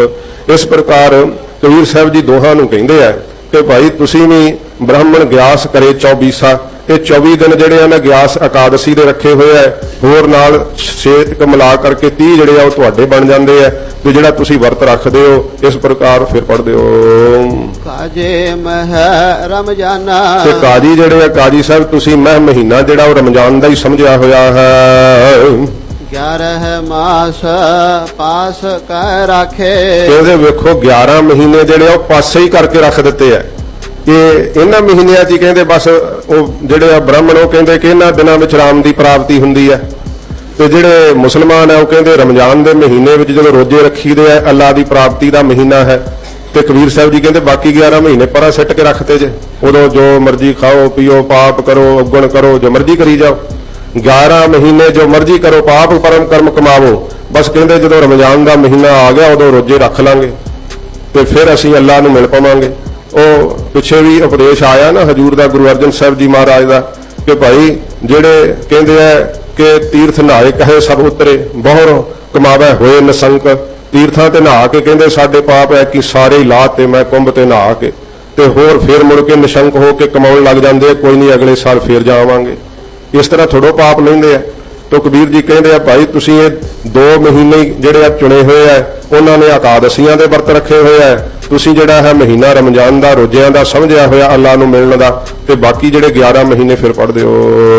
11 ਮਾਸ ਪਾਸ ਕਹਿ ਰਾਖੇ, ਤੇ 11 ਮਹੀਨੇ ਪਾਸੇ ਕਰਕੇ ਹੀ ਰੱਖ ਦਿੱਤੇ ਆ, ਪਰ ਹੀ ਹਟਾ ਦਿੱਤੇ ਆ। ਇੱਕ ਮਾਹੇ ਨਿਧਾਨਾ, ਕਹਿੰਦੇ 1 ਮਹੀਨੇ ਦੇ ਵਿੱਚ ਹੀ ਉਹ ਨਿਧਾਨਾ ਨਿਧੀਆਂ ਦਾ ਖਜ਼ਾਨਾ ਜਿਹੜਾ ਨਾ, ਉਹ ਕਹਿੰਦੇ ਇਕਾਦਸ਼ੀਆਂ ਦੇ ਵਰਤ ਰੱਖਣ ਨਾਲ ਮਿਲ ਜਾਏਗਾ, ਇਹ ਕਹਿੰਦੇ ਰੋਜ਼ੇ ਰੱਖਣ ਨਾਲ ਮਿਲ ਜਾਏਗਾ। 1 ਮਹੀਨੇ ਵਿੱਚ ਕਿੱਦਾਂ ਪ੍ਰਾਪਤੀ ਹੋ ਜਾਏਗੀ ਜੇ ਬਾਕੀ 11 ਮਹੀਨੇ ਬੁਰੇ ਕਰਮ ਕਰਦਾ ਰਹੇ ਤਾਂ? ਕਬੀਰ ਜੀ ਕਹਿੰਦੇ ਉਹ ਨਹੀਂ ਪ੍ਰਾਪਤੀ ਹੋਣੀ। ਕਾਜ਼ੀਆਂ ਨੂੰ ਵੀ ਦੱਸਦੇ ਆ ਤੇ ਬ੍ਰਾਹਮਣਾਂ ਨੂੰ ਵੀ ਦੱਸਦੇ ਆ, ਪਖੰਡ ਦਾ ਖੰਡਨ ਕਰਦੇ ਆ। ਇਸ ਪ੍ਰਕਾਰ ਕਹਿੰਦੇ ਭਾਈ ਇਹ ਤੁਸੀਂ 11 ਮਹੀਨੇ ਜਿਹੜੇ ਆ ਬਾਕੀ ਪਾਸੇ ਹੀ ਕਰਕੇ ਰੱਖਦੇ ਆ, ਬੰਦਗੀ ਵੱਲ ਖਿਆਲ ਨਹੀਂ, ਭਜਨ ਨਹੀਂ ਕਰਦੇ ਹੋ। ਕਹਾ ਉਡੀਸੇ ਮਜਨ ਕੀਆ, ਫਿਰ ਕਬੀਰ ਸਾਹਿਬ ਜੀ ਕਹਿੰਦੇ ਕਹਾ ਉਡੀਸੇ ਮੱਜਨ ਕੀਆ। ਉੜੀਸਾ ਦੇ ਵਿੱਚ ਜਾ ਕਰਕੇ ਜਿੱਥੇ ਜਗਨਨਾਥਪੁਰੀ ਹੈ, ਕਹਿੰਦੇ ਉੱਥੇ ਸਮੁੰਦਰ ਵਿੱਚ ਜਾ ਕਰਕੇ ਮੱਜਨ ਇਸ਼ਨਾਨ ਕਰ ਲਿਆ ਤਾਂ ਕੀ ਹੋ ਗਿਆ? ਕਿਆ ਮਸੀਤ ਸਿਰ ਨਹਾਏ, ਤੇ ਉਹਨਾਂ ਮੁਸਲਮਾਨ ਕਾਜ਼ੀਆਂ ਨੂੰ ਕਹਿੰਦੇ ਕੀ ਹੋ ਗਿਆ ਜੇ ਤੁਸੀਂ ਮਸਜਿਦ ਦੇ ਵਿੱਚ ਜਾ ਕਰਕੇ ਸਿਰ ਨਿਵਾ ਲਿਆ, ਉੱਥੇ ਜਾ ਕਰਕੇ ਸਜਦਾ ਕਰ ਲਿਆ? ਕਿਉਂ ਕਹਿੰਦੇ ਆ? ਦੱਸਦੇ ਅਗਲੀ ਪੰਕਤੀ ਵਿੱਚ, ਦਿਲ ਮਹਿ ਕਪਟ ਨਿਵਾਜ ਗੁਜ਼ਾਰਾ, ਕਹਿੰਦੇ ਦਿਲ ਦੇ ਅੰਦਰ ਤਾਂ ਕਪਟ ਹੈ, ਛਲ ਹੈ, ਤੇ ਬਾਹਰੋਂ ਤੂੰ ਨਮਾਜ਼ ਗੁਜ਼ਾਰ ਰਿਹਾ, ਨਮਾਜ਼ ਪੜ੍ਹ ਰਿਹਾ। ਅੰਦਰ ਤੇ ਕਪਟ ਹੈ, ਬਾਹਰੋਂ ਕਹਿ ਰਹੇ ਕਿ ਜਗਨਨਾਥਪੁਰੀ ਮੈਂ ਮੱਜਨ ਇਸ਼ਨਾਨ ਕਰ ਆਏ ਆ, ਉੱਥੇ ਅਸੀਂ ਸਾਰੇ ਪਾਪ ਲਾ ਆਏ ਆ। ਇਸ ਤਰ੍ਹਾਂ ਕਬੀਰ ਸਾਹਿਬ ਕਹਿੰਦੇ ਮਨ ਦੇ ਅੰਦਰ ਤਾਂ ਕਪਟ ਹੈ, ਛਲ ਹੈ। ਜਿਵੇਂ ਉਹ ਹਜੂਰ ਦੀ ਪ੍ਰਚਲਿਤ ਸਾਖੀ ਆਉਂਦੀ ਹੈ ਨਾ, ਮਹਾਰਾਜ ਸੱਚੇ ਪਾਤਸ਼ਾਹ ਜੀ ਨੇ ਜਦੋਂ ਹਜੂਰ ਵੇਈ ਚੋਂ ਪ੍ਰਗਟ ਹੋਏ ਤੇ ਮਹਾਰਾਜ ਕਹਿੰਦੇ ਕਿ ਭਾਈ ਸਭ ਪਰਮੇਸ਼ਰ ਦਾ ਹੀ ਪੈਦਾ ਕੀਤਾ ਹੋਇਆ ਇਹ ਸਾਰਾ ਸੰਸਾਰ ਹੈ, ਕੋਈ ਹਿੰਦੂ ਕੋਈ ਮੁਸਲਮਾਨ ਨਹੀਂ, ਸਭ ਇੱਕੋ ਹੀ ਪਰਮੇਸ਼ਰ ਦੇ ਪੈਦਾ ਕੀਤੇ ਹੋਏ ਬੰਦੇ ਆ। ਤੇ ਉਹ ਫਿਰ ਉਦੋਂ ਉਹਨਾਂ ਤਰਕ ਮਾਰੀ ਸੀ ਜਦੋਂ ਜਾ ਕਰਕੇ ਨਵਾਬ ਨੂੰ ਕਿਹਾ, ਦੌਲਤ ਖਾਨ ਨੂੰ, ਕਿ ਮਹਾਰਾਜ ਤਾਂ ਇਉਂ ਕਹਿਣ ਲੱਗ ਪਿਆ ਕਿ ਕੋਈ ਹਿੰਦੂ ਨਹੀਂ ਕੋਈ ਮੁਸਲਮਾਨ ਨਹੀਂ। ਕਹਿਣ ਲੱਗਾ ਅੱਛਾ ਚਲੋ ਪਰਖਦੇ ਆ। ਫਿਰ ਮਹਾਰਾਜ ਗੁਰੂ ਨਾਨਕ ਸਾਹਿਬ ਜੀ ਨੂੰ ਕਹਿੰਦਾ ਅੱਛਾ ਜੇ ਤੁਹਾਨੂੰ ਕੋਈ ਇਤਰਾਜ਼ ਨਹੀਂ ਤਾਂ ਫਿਰ ਤੁਸੀਂ ਸਾਡੇ ਨਾਲ ਮਸਜਿਦ 'ਚ ਨਮਾਜ਼ ਪੜ੍ਹੋ ਅਖੇ। ਮਹਾਰਾਜ ਕਹਿੰਦੇ ਚਲੋ ਚੱਲ ਰਹਿੰਦੇ ਆ। ਜਦੋਂ ਗੁਰੂ ਸਾਹਿਬ ਨੇ ਕਿਹਾ ਚੱਲਦੇ ਆ, ਉਹ ਸਾਰੇ ਸੁਲਤਾਨਪੁਰ 'ਚ ਰੌਲਾ ਪੈ ਗਿਆ, ਮਹਾਰਾਜ ਨਮਾਜ਼ ਪੜੂਗੇ, ਇਹ ਤਾਂ ਭਾਈ ਆਪਣੇ ਇਸਲਾਮਿਕ ਮਤ ਵਿੱਚ ਲੈ ਆਉਣ ਲੱਗੇ ਆ। ਭਾਈਆ ਜੈ ਰਾਮ ਜੀ ਨੂੰ ਬੜਾ ਫਿਕਰ ਪੈ ਗਿਆ ਤੇ ਬੇਬੇ ਨਾਨਕੀ ਜੀ ਨੂੰ ਜਦੋਂ ਦੱਸਿਆ ਤੇ ਬੇਬੇ ਨਾਨਕੀ ਜੀ ਕਹਿਣ ਲੱਗੇ ਤੁਸੀਂ ਫਿਕਰ ਨਾ ਕਰੋ, ਮੇਰਾ ਵੀਰ ਸੰਸਾਰ ਨੂੰ ਤਾਰਨ ਆਇਆ, ਇਹ ਇਹਨਾਂ ਦਾ ਭਲਾ ਸਤਿਗੁਰੂ ਜੀ ਕਰਨਗੇ। ਜਦੋਂ ਮਹਾਰਾਜ ਗੁਰੂ ਨਾਨਕ ਸਾਹਿਬ ਜੀ ਨੂੰ ਲੈ ਕਰਕੇ ਜਾ ਰਹੇ ਸੀ, ਉਦਾਂ ਤੇ ਭਾਵੇਂ ਮਸਜਿਦ ਵਿੱਚ ਥੋੜੇ ਹੀ ਜਾਂਦੇ ਹੋਣ, ਪਰ ਉਸ ਦਿਨ ਸਾਰਾ ਸੁਲਤਾਨਪੁਰ ਇਕੱਠਾ ਹੋ ਗਿਆ, ਕਿਉਂਕਿ ਵਿਸ਼ੇਸ਼ ਕਰਕੇ ਇਹ ਵੇਖਣ ਨੂੰ ਕਿ ਜਿਹੜੇ, ਕਿਉਂਕਿ ਮਹਾਰਾਜ ਸੱਚੇ ਪਾਤਸ਼ਾਹ ਖੱਤਰੀ ਸਾਧ ਸੰਗਤ ਜੀ ਮਹਾਰਾਜ ਸੱਚੇ ਪਾਤਸ਼ਾਹ ਜੀ ਦਾ ਘਰਾਣਾ ਹੈ, ਬੇਦੀਆਂ ਦੀ ਵੰਸ਼ ਹੈ, ਤੇ ਉਸ ਸਮੇਂ ਦੇ ਰਹੀਸ ਪਰਿਵਾਰ ਹੈ ਸੱਚੇ ਪਾਤਸ਼ਾਹ ਜੀ ਮਹਾਰਾਜ ਦਾ। ਤੇ ਇਹ ਵੇਖਣ ਵਾਸਤੇ ਕਿ ਭਲਾ ਮਹਾਰਾਜ ਵੇਖੋ ਅੱਜ ਦੌਲਤ ਖਾਨ ਨਵਾਬ ਜਿਹੜਾ ਨਮਾਜ਼ ਪੜ੍ਹਾ ਲੈਂਦਾ ਮਹਾਰਾਜ ਨੂੰ, ਤੇ ਲੋਕ ਮਸਜਿਦ ਦੀਆਂ ਕੰਧਾਂ ਤੇ ਚੜ੍ਹ ਚੜ੍ਹ ਕੇ ਵੇਖਣ ਲੱਗੇ। ਕਾਜ਼ੀ ਅੱਗੇ ਹੋ ਕਰਕੇ ਨਮਾਜ਼ ਅਦਾ ਕਰਨ ਲੱਗਾ, ਸਾਰੇ ਖਲੋ ਗਏ। ਜਦੋਂ ਨਮਾਜ਼ ਦੇ ਸਾਧ ਸੰਗਤ ਜੀ ਅਦਾ ਕਰਨੀ ਹੁੰਦੀ ਹੈ, ਫਿਰ ਕਾਜ਼ੀ ਜਿਹੜਾ ਸਭ ਨੂੰ ਜਿਵੇਂ ਜਿਵੇਂ ਕਰਦਾ ਉਵੇਂ ਪਿੱਛੇ ਸਾਰੇ ਕਰਦੇ ਆ। ਕਈ ਵਾਰੀ ਸਿਜਦਾ ਕਰਦੇ ਆ ਤੇ ਨਮਾਜ਼ ਦੇ ਟੱਪੇ ਜਿਹੜੇ ਆ ਉਹ ਪੜ੍ਹੇ ਜਾਂਦੇ ਆ। ਉਹ ਸਿਜਦੇ ਕਰਨ ਲੱਗ ਪਏ, ਨਮਾਜ਼ ਦੇ ਟੱਪੇ ਪੜ੍ਹਨ ਲੱਗ ਪਏ, ਹਜੂਰ ਖਲੋਤੇ ਹੀ ਰਹੇ। ਸੱਚੇ ਪਾਤਸ਼ਾਹ ਜੀ ਮਹਾਰਾਜ ਨੇ ਨਾ ਕੋਈ ਸਿਜਦਾ ਕੀਤਾ, ਨਾ ਨਮਾਜ਼ ਦਾ ਕੋਈ ਟੱਪਾ ਬੋਲਿਆ। ਜਦੋਂ ਉਹ ਨਮਾਜ਼ ਅਦਾ ਕਰ ਹਟੇ ਤੇ ਹਜੂਰ ਨੂੰ ਫਿਰ ਦੌਲਤ ਖਾਂ ਕਹਿਣ ਲੱਗਾ ਕਿ ਮਹਾਰਾਜ ਤੁਸੀਂ ਨਮਾਜ਼ ਨਹੀਂ ਸਾਡੇ ਨਾਲ ਪੜ੍ਹੀ। ਸੱਚੇ ਪਾਤਸ਼ਾਹ ਜੀ ਮਹਾਰਾਜ ਕਹਿੰਦੇ ਦੌਲਤ ਖਾਂ ਜੇ ਤੂੰ ਨਮਾਜ਼ ਪੜ੍ਹਦਾ ਤੇ ਅਸੀਂ ਜ਼ਰੂਰ ਤੇਰੇ ਨਾਲ ਨਮਾਜ਼ ਪੜ੍ਹਦੇ। ਕਿਹਾ ਮਹਾਰਾਜ ਮੈਂ ਪੜ੍ਹੀ ਹੈ। ਸੱਚੇ ਪਾਤਸ਼ਾਹ ਜੀ ਮਹਾਰਾਜ ਨੇ ਦੌਲਤ ਖਾਂ ਦੇ ਮਨ ਨੂੰ ਟੁੰਬਦਿਆਂ ਹੋਇਆ ਕਿਹਾ ਤੂੰ ਕਾਬਲ ਵਿੱਚ ਘੋੜੇ ਖਰੀਦ ਰਿਹਾ ਸੀ ਦੌਲਤ ਖਾਂ, ਨਮਾਜ਼ ਨਹੀਂ ਸੀ ਪੜ੍ਹ ਰਿਹਾ। ਜਦੋਂ ਅੰਦਰ ਦੀ ਗੱਲ ਦੱਸੀ ਨਾ, ਦੌਲਤ ਖਾਂ ਦੇ ਭਾਗ ਜਾਗ ਪਏ। ਉਸੇ ਸਮੇਂ ਹਜੂਰ ਦੇ ਚਰਨੀ ਡਿੱਗ ਪਿਆ ਸੀ। ਇੱਕ ਤੁਸੀਂ ਇਹ ਲਾਓ, ਕਿਸੇ ਦੇਸ਼ ਦਾ ਪ੍ਰਧਾਨ ਮੰਤਰੀ ਚਰਨਾਂ ਤੇ ਡਿੱਗ ਪਏ ਤੇ ਬਾਕੀਆਂ ਦੀ ਹਾਲਤ ਕੀ ਹੋਊਗੀ? ਨਵਾਬ ਸੀ ਦੌਲਤ ਖਾਂ, ਮਨਖਈਆ ਵੇਖ ਰਿਹਾ ਸੀ, ਗੁਰੂ ਨਾਨਕ ਸਾਹਿਬ ਦੇ ਚਰਨਾਂ ਤੇ ਢਹਿ ਪਿਆ, ਕਹਿਣ ਲੱਗਾ ਤੁਸੀਂ ਅੱਲਾਹ ਦਾ ਰੂਪ ਹੋ, ਮੈਨੂੰ ਬਖਸ਼ ਲਓ। ਫਿਰ ਕਾਜ਼ੀ ਨੇ ਤਰਕ ਮਾਰੀ, ਕਹਿਣ ਲੱਗਾ ਮਹਾਰਾਜ ਜੇ ਦੌਲਤ ਖਾਂ ਨਹੀਂ ਪੜ੍ਹੀ ਤੇ ਤੁਸੀਂ ਮੇਰੇ ਨਾਲ ਪੜ੍ਹ ਲੈਂਦੇ, ਮੈਂ ਤਾਂ ਪੜ੍ਹੀ ਹੈ। ਸਤਿਗੁਰੂ ਜੀ ਕਹਿੰਦੇ ਤੂੰ ਧਾਰਮਿਕ ਆਗੂ, ਅਸੀਂ ਤੇਰਾ ਪਾਜ ਨਹੀਂ ਸੀ ਉਘੇੜਨਾ ਚਾਹੁੰਦੇ, ਪਰ ਹੁਣ ਜੇ ਤੂੰ ਆਪ ਹੀ ਉਘੇੜਨਾ ਚਾਹੁੰਦਾ ਤੇ ਅਸੀਂ ਕੀ ਕਰੀਏ? महाराज कहते तेन धर्म का लिबास पाया जान करके कि तेन लोग धर्म का आगू मनते हैं, असी तेरी गुप्त गल प्रगट नहीं करना चाहते। कहता नहीं मैं पढ़ी है नमाज। सतगुरु जी कहते तेरे घर के अंदर वछेरी सूई जिहड़ी घोड़ी है ना सूई हुई है, उन्हें वछेरी नूं दिता जन्म ते लागे टोआ है, ते तेरा ध्यान उसे विच रहा कि किते वछेरी टोए च ना डिग पे। काजी मन्निया नहीं, काजी मन्ने ना, काजी कहे कि नहीं मैं नमाज पढ़ी है। जदों नाम मन्ने तो दौलत खां फिर लागों कहन लगा, क्योंकि धर्मी बंदे नूं ना अपनी बेइज्जती बड़ी महसूस हुंदी है, बड़ा दुख लगदा उहनूं। धर्म करके जिहड़ा सत्कार बाहरों बनिया हुंदा है, जदों ओह लैंदा है तो उहनूं बड़ा दुख महसूस हुंदा है। काजी हुण सारे सुल्तानपुर दे सामने किवें मन जे कि मैं उत्थे फुरना कर रहा सी, मन ना रहा महाराज दे अगे, झूठ बोले, कहंदा मैं तां नमाज पढ़ रहा सा। कोलों दौलत खां ने फिर आख्या काजी ये गल दस भी तेरे घर घोड़ी सूई है? कहंदा हाँ महाराज सूई है। वछेरी दित्ती है? कहंदा हाँ दित्ती है। लागे टोआ हैगा? कहंदा हाँ हैगा। ते कहंदा मन जा फिर ध्यान दा जाना की औखा है? ध्यान तो तेरा गया ही होऊगा, मन जा क्यों अड़दा है? फिर काजी डिग पिया महाराज दे चरनां च, महाराज मैं झूठ बोलिया, मैनूं माफ कर दिओ। सतगुरु जी कहंदे ने दिल दे अंदर कपट होवे ते साध संगत जी ये तां फुरने है, फुरना कीतिया नहीं। जे असीं नितनेम करदे पए हां ते ओह खाना पूर्ति करी जांदे हां। शरीर करके महाराज की बाणी का गुटका साहब पकड़िया हुआ है, मन करके खबरे किथे की कलोला कर रहे हैं। खड़े मन करके वासना के विचार ही आई जाते होण, बुरा हाल अंदरों होवे ते दिल में कपट नवाज गुजारे, दिल के अंदर कपट है, छल है, धोखेबाजी वाला जीवन बनाया हुआ है, ते बाहरों धर्म का लिबास पाया हुआ है। हालत किहो जी है? ये सच बचन जिहड़ा ना सतगुरु जी ने सारी बाणी साध संगत जी जिहड़ी गुरु नानक साहब के घर के आशे नाल मेल खांदी है, वो दर्ज की है श्री गुरु ग्रंथ साहब के अंदर। जे कोई कहना तो पीलू वर्गे आए सी महाराज दे कोल कि महाराज साडी भी बाणी लिखो। सतगुरु पातशाह जी महाराज कहते दसो भाई तुसीं की उचारिया है? तो उस समय उन्होंने एक तो कहंदा चुप वेड़िया चुप, बोलण दी नहीं, जा वेड़िया चुप। महाराज कहंदे ये तां भाई साडे घर दा सिद्धांत नहीं, साडे घर दा सिद्धांत यह है कि जब लग दुनिया रही है नानक किछ सुनिया किछ कही है। ये सच्चे पातशाह जी कहते साडे अंशे नाल मेल नहीं खांदी। तो फिर जिहड़ा कहना सी ओन भी अपना जिहड़ा सी उचारिया, कहंदा कि जिहड़ी इस्तरी है भावें वो कागज की बनी होवे तां भी उहदा वेखना नहीं चाहिदा। महाराज कहते तेरा जन्म कित्थों होया? आकाश तो नहीं डिग्या ना। इस करके महाराज कहंदा इस्तरी जिहड़ी है वो पापां ते दुखां दा घर है। सतगुरु कहंदे तेरी अपनी सोचण की दृष्टि कारण करके है। फिर साध संगत जी भावें उन्हां गुरु महाराज सच्चे पातशाह के परथाए बचन किया तुसी साडी नरादरी कीती है, जाओ तुसी तत्ती तवी ते बह करके तुहाडे शरीर का अंत होऊगा। वो 10वें द्वार विच सुरत चाढ़ लैंदा सी कान्हा। महाराज हस पए। सिख कहंदे महाराज इन्हें आप नूं ये बचन कहा तुसी हसे क्यों, कोई रमज है? महाराज कहंदे वाहिगुरू दा भाणा है सिखो, सच्चे पातशाह तुसी भी इहदे परथाए कोई बचन कहो। महाराज कहंदे साडी इच्छा नहीं। सिख कहंदे महाराज साडी इच्छा जान के कहो। महाराज कहंदे चंगा कान्हिया तू नहीं लाहौर नहीं पहुंचेगा। फिर कहंदा मैं 10वें द्वार चढ़ा लांगा अपने प्राण। महाराज कहंदे 10वां पहलों टुटूगा। लाहौर का दरवाजा कुछ साध संगत जी कर्मां ते रह गया सी, ते तिस समय जिहड़ा रथ सी इहदा हनेरी नाल इहो जे घोड़े तरब के, तो कुछ तां इतिहासकार कहंदे हाथी दी अंबारी चों डिग्गा, ये सिर पर ने डिग्गिया ते पहलों इहदी खोपड़ी टुटी सी, लाहौर नहीं सी वड़ सकिया। इहो सच्चे पातशाह जी महाराज ने जिहड़ी बाणी का उपदेश सतगुरु पातशाह महाराज के घर नाल मेल खांदा है, वो हजूर ने दर्ज करके संसार का भला कीता है। भगत कबीर साहब जी भी पखंड का खंडन करते हुए कहते हैं, जिवें गुरु नानक साहब जी महाराज उत्थे पखंड का ही खंडन किया है कि हे काजी, हे दौलत खां नवाब, जे तू नमाज पढ़दा तां असीं तेरे नाल जरूर नमाज पढ़दे। ते दौलत खां सतगुरु जी का मरीद हो गया सी। गरीब नवाज सच्चे पातशाह महाराज की सिੱਖੀ धारण की सी इस दौलत खां ने। हजूर ने सच का मार्ग दिखाया सी। तो कबीर साहब जी वो कहते हैं कि भाई जे उड़ीसा में जाके जगन्नाथपुरी नेड़े समुद्र में इशनान कर लिया, मसीतां में काजियां नूं कहंदे भाई जे तुसीं सिजदे कर ले, शीश झुका लिया तो फिर की होऊगा? दसदे हन, फिर पढ़ो। दिल में है कपट निवाज गुजार, कहंदे दिल दे अंदर तो कपट है, छल है, ते बाहरों नमाज गुजार रहे हैं, नमाज पढ़ी जा रही है। साध संगत जी जिहड़े बाहरों धर्मी लिबास पाउंदे आ, वेखो बाणी सब वास्ते इक्को ही उपदेश दिंदी है। जे असीं भी महाराज जी का धार्मिक बाणा बाहरों पा लईए ते साडा जीवन ओहो जिहा कपटी होवे, छलिया होवे, अंदरों चित वकारी बनिया रहे, ते साध संगत जी फिर ये महाराज दे बचन भगत कबीर साहब जी दे ये साडे ते भी टुकदे आ। जिहो जिहा हजूर सानूं उपदेश दिंदे आ ना, हाँ तां नहीं, पर महाराज अगे बेनती करिए सच्चे पातशाह सानूं अंदरों बाहरों इक्को जिहे बनाओ। महाराज पखंड तो बचाओ सच्चे पातशाह, दिखावे तो बचाओ, ਜੇ ਮੈਂ ਬਾਣੀ ਪੜਾਂ ਤੇ ਸੱਚਮੁੱਚ ਅੰਦਰੋਂ ਜੁੜ ਕੇ ਹੀ ਪੜਾਂ। ਸੱਚੇ ਪਾਤਸ਼ਾਹ ਇਹ ਮੇਰੇ ਤੇ ਕਿਰਪਾ ਕਰੋ। ਇਹ ਮਹਾਰਾਜ ਕਹਿੰਦੇ ਭਾਈ ਫਿਰ ਜਿਹੜਾ ਨਾ ਅੰਦਰ ਕਪਟ ਹੋਵੇ, ਬਾਹਰੋਂ ਜਿਹੜੀ ਨਮਾਜ਼ ਗੁਜ਼ਾਰੀ ਜਾਵੇ ਤੇ ਉਹ ਸਾਧ ਸੰਗਤ ਜੀ ਫਿਰ ਕਰਮ ਕੀਤਾ ਜਿਹੜਾ ਲੇਖੇ ਨਹੀਂ ਪੈਂਦਾ। ਉਹ ਜਿਹੋ ਜਿਹਾ ਧੋਖਾ ਜੀਆਂ ਨੂੰ ਦਿੰਦਾ ਹੈ ਨਾ, ਉਹ ਮਹਾਰਾਜ ਨੂੰ ਵੀ ਉਹੋ ਜਿਹਾ ਹੀ ਧੋਖਾ ਦੇਈ ਜਾਂਦਾ ਹੈ। ਅਸਲ ਵਿੱਚ ਸੋਚਦਾ ਹੈ ਕਿ ਇਹਦੇ ਨਾਲ ਮਹਾਰਾਜ ਪ੍ਰਸੰਨ ਹੁੰਦੇ ਹੈ। ਸਾਧ ਸੰਗਤ ਜੀ ਮਹਾਰਾਜ ਉਹਦੇ ਨਾਲ ਪ੍ਰਸੰਨ ਨਹੀਂ ਹੁੰਦੇ, ਸਗੋਂ ਉਹ ਆਪਣੇ ਆਪ ਨੂੰ ਹੀ ਧੋਖੇ 'ਚ ਫਸਾ ਲੈਂਦਾ ਹੈ। ਪਖੰਡ ਤੇ ਛਲ ਨਾਲ ਵੀ ਕਦੇ ਮਹਾਰਾਜ ਪ੍ਰਸੰਨ ਹੋਏ ਆ।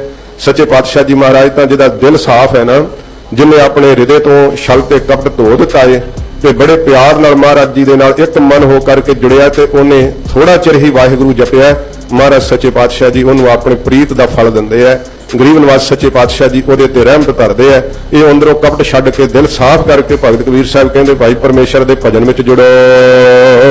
ਕਿਆ ਹਜ ਕੰਬਾ ਜਾਏ। ਕਹਿੰਦੇ ਕਾਜੇ ਦੀ ਜਿਹੜੀ ਇਸ ਪ੍ਰਕਾਰ ਜਿਹੜਾ ਕਾਬਾ ਹੈ ਉਹਦੀ ਹੱਜ ਜਾ ਕਰਕੇ ਕਹਿੰਦੇ ਕੀ ਕਰੋਗੇ ਫਿਰ ਜੇ ਅੰਦਰ ਕਪਟ ਹੈ। ਉੱਥੇ ਜਾ ਜਾ ਕਰਕੇ ਸੀਸ ਨਵਾਏ, ਸਿਜਦੇ ਕੀਤੇ।